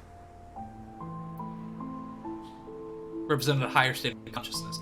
Yeah, like, I was kind of on the right track.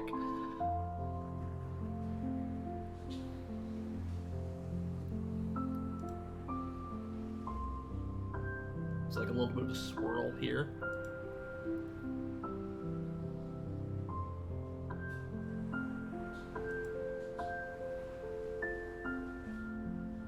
Yeah, I don't think anybody can really say for certain, because I would imagine like a lot of the descendants of these tribes either no longer exist, or again, a lot of the history was verbal, so some of the stuff just isn't known anymore. I mean, I'm sure we have archaeological data and studies, but there's just a lot of unwritten history that because of a lot of it was passed verbally, and for those of us who played like the telephone game in elementary school or at a party or something, a lot of information gets lost in translation in time. So like something that we could have said originally could be completely different later on down the line.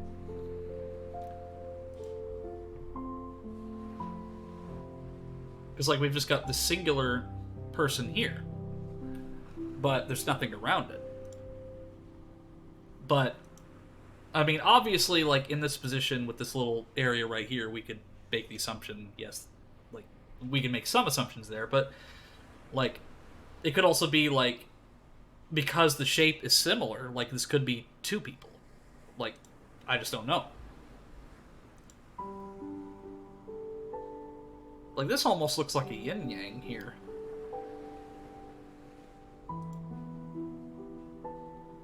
But there's a lot of emphasis on like deers and like deer-like animals here.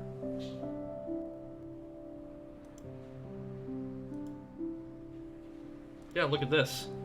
Like there's some clothing that's represented here.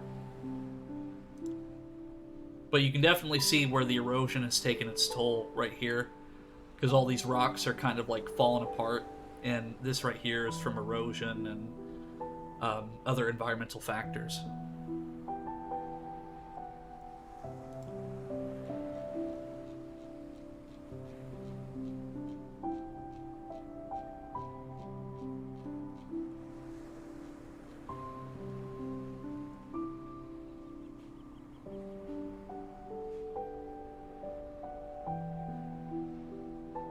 Marking locations of food to spiritual telling, important to story, or even just to say, I was here.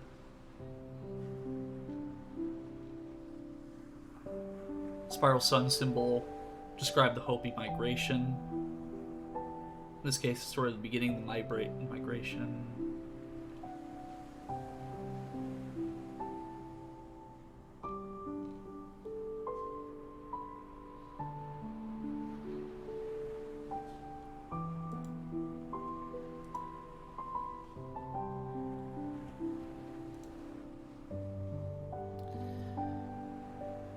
You know, it's also kind of sad in a way, looking at these. because the ones who wrote them are long gone. Obviously, their story still stands today, and we can learn from it. But at the same time, like so much time has passed that these people, like all the evidence that we have of them even existing, were their writings.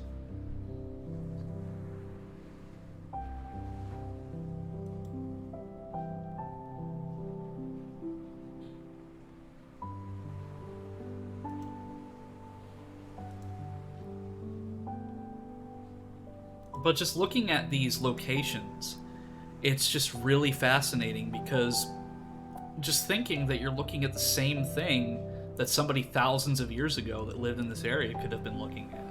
What kind of thought process would they have had?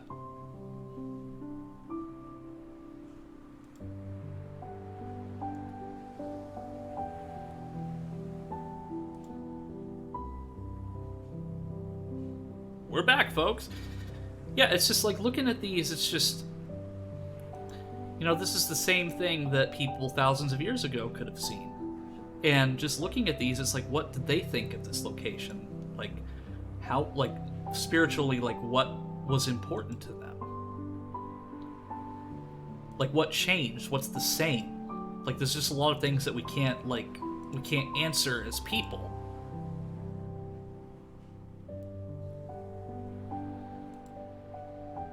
Yeah, there's just like,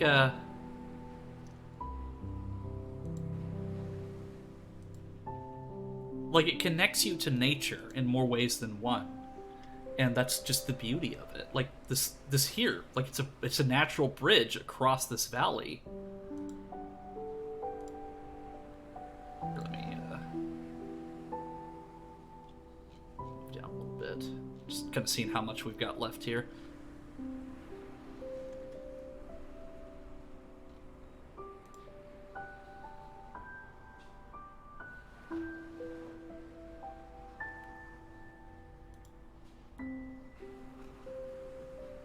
Yeah, like, it's a natural formation, but it just, the sheer size of it and the fact that it's just existed there. And then we're going on to your, like, astrophotography, like, that is just so clean. Like, that is incredibly clean.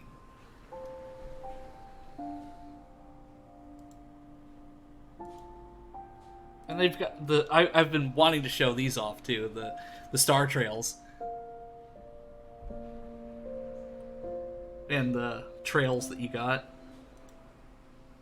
Because, like, I'm assuming some of these were, like, commercial aircraft and some of them were satellites.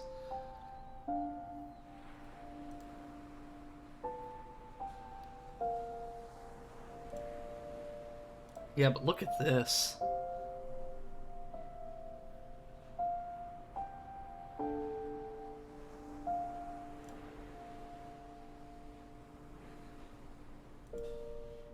I love these because it kind of looks like a UFO, but it's just like aircraft, but the way that, because of your exposure time, it makes it look like there's something more there, but it's funny. And I love it, though. Yeah, especially this one here. Because it kind of looks like, it kind of reminds me of, like, those old Skechers shoes. Like, my head's kind of blocking it, but it kind of reminds me of those old Skechers shoes that had, like, the lights up whenever you, like, stepped too hard. They would light up the shoe. Kind of reminds me of those. Oh, look at this.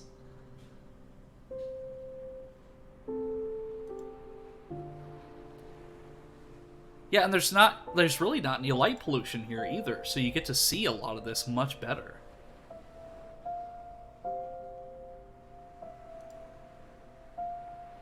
Yeah, this one too. Like, that one's really cool looking.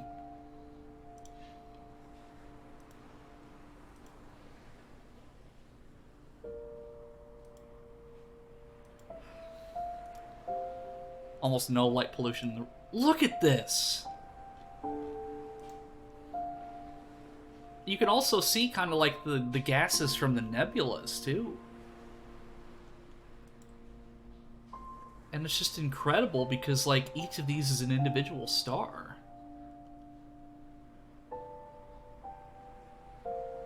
I just...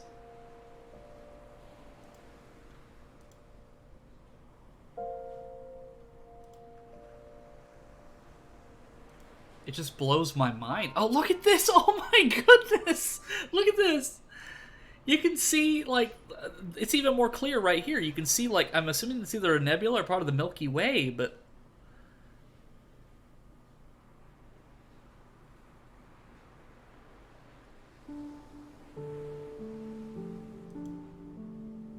You can see some star clusters here.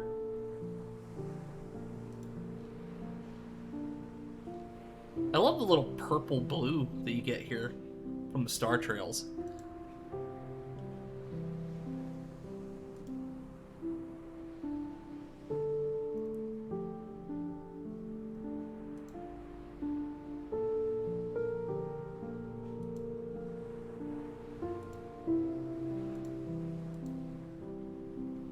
Wait, is that the same? Looks like the same location, but you brighten it up a little bit. Oh, we got a lizard! Friend-shaped. And then I think there's a bug right here. Oh, we got another boy! It wants to sell you car insurance. Wait, did I click something wrong, or is it the end? No, that can't be it. Oh, that is the end. All these photos were taken in just one day, October 14, 2023, now easily one of the most remarkable days in my life. As we began the 2-hour drive back to Moab, I looked back and felt at peace knowing how much I had experienced within a short amount of time. Days like these, with many awe-inspiring moments within hours of each other, are few and far between. We reward ourselves by sleeping in that night. In the third and final part of this road trip's photo journal, we enjoy the rest of our stay in Utah by visiting places like the Arches National Park and the ruins of Haven Weep. Then we return to Colorado for a journey through the Mesa Verde and the Great Sand Dunes before our long drive home across the plains. My experience in the Southwest and the Rockies is incredible until the very end, so there's still plenty of great photos to come. Until then, have some lizards. And I love these little lizards, they're so cute. And yeah, like I said, I'm going to look through your journal as it, individually, just because, like I said, I do have to make dinner, so, reading all of it would take a little bit more time. But I did get to get through all the photos. But still, I'm gonna take back what I said earlier.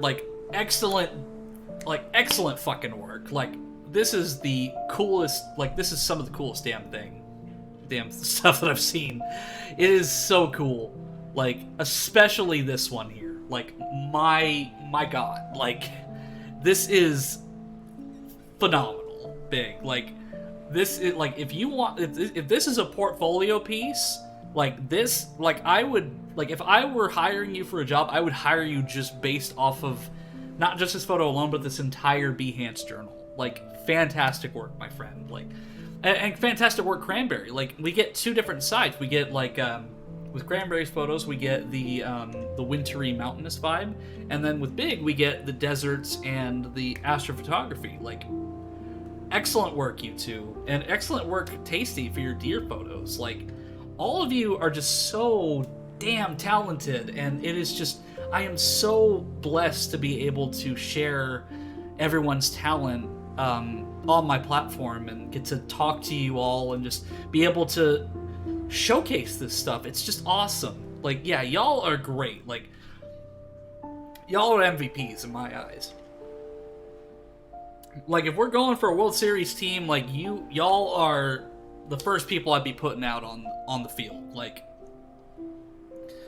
And not only that, not just that, but you also get to tell the story and the experience too. It's incredible. No, your photos are still great, Tasty. Because again, deer, being that close to you is a treat. It's a treasure because they feel comfortable around you. But that will be the end of the stream. I'm going to go ahead and set up a raid out to Herb's Realm. They are another fellow realm. But before I do that, I do want to give everyone a reminder that tomorrow, let me actually pull up the time real quick. So let me close out of Chrome. Let me go ahead and do this real quick so I can see exactly what the time is for tomorrow. Because tomorrow I will be interviewing Mike Pollock, the voice of Dr. Eggman in the Sonic the Hedgehog franchise. Let me see, what time did we set for that? Gmail has been very slow lately, so it's like, I want to read the email, but it won't let me. How about I just open up Zoom? That would probably be quicker than fiddling around with that.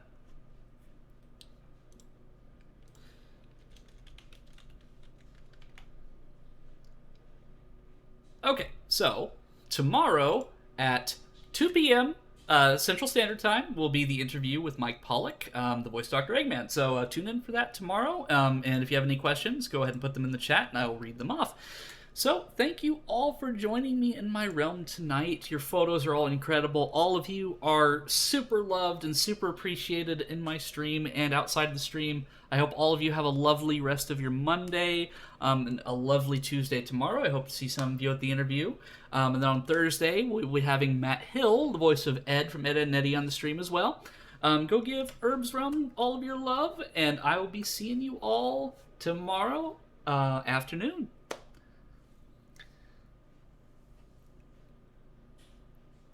Good night, everybody. Bye-bye.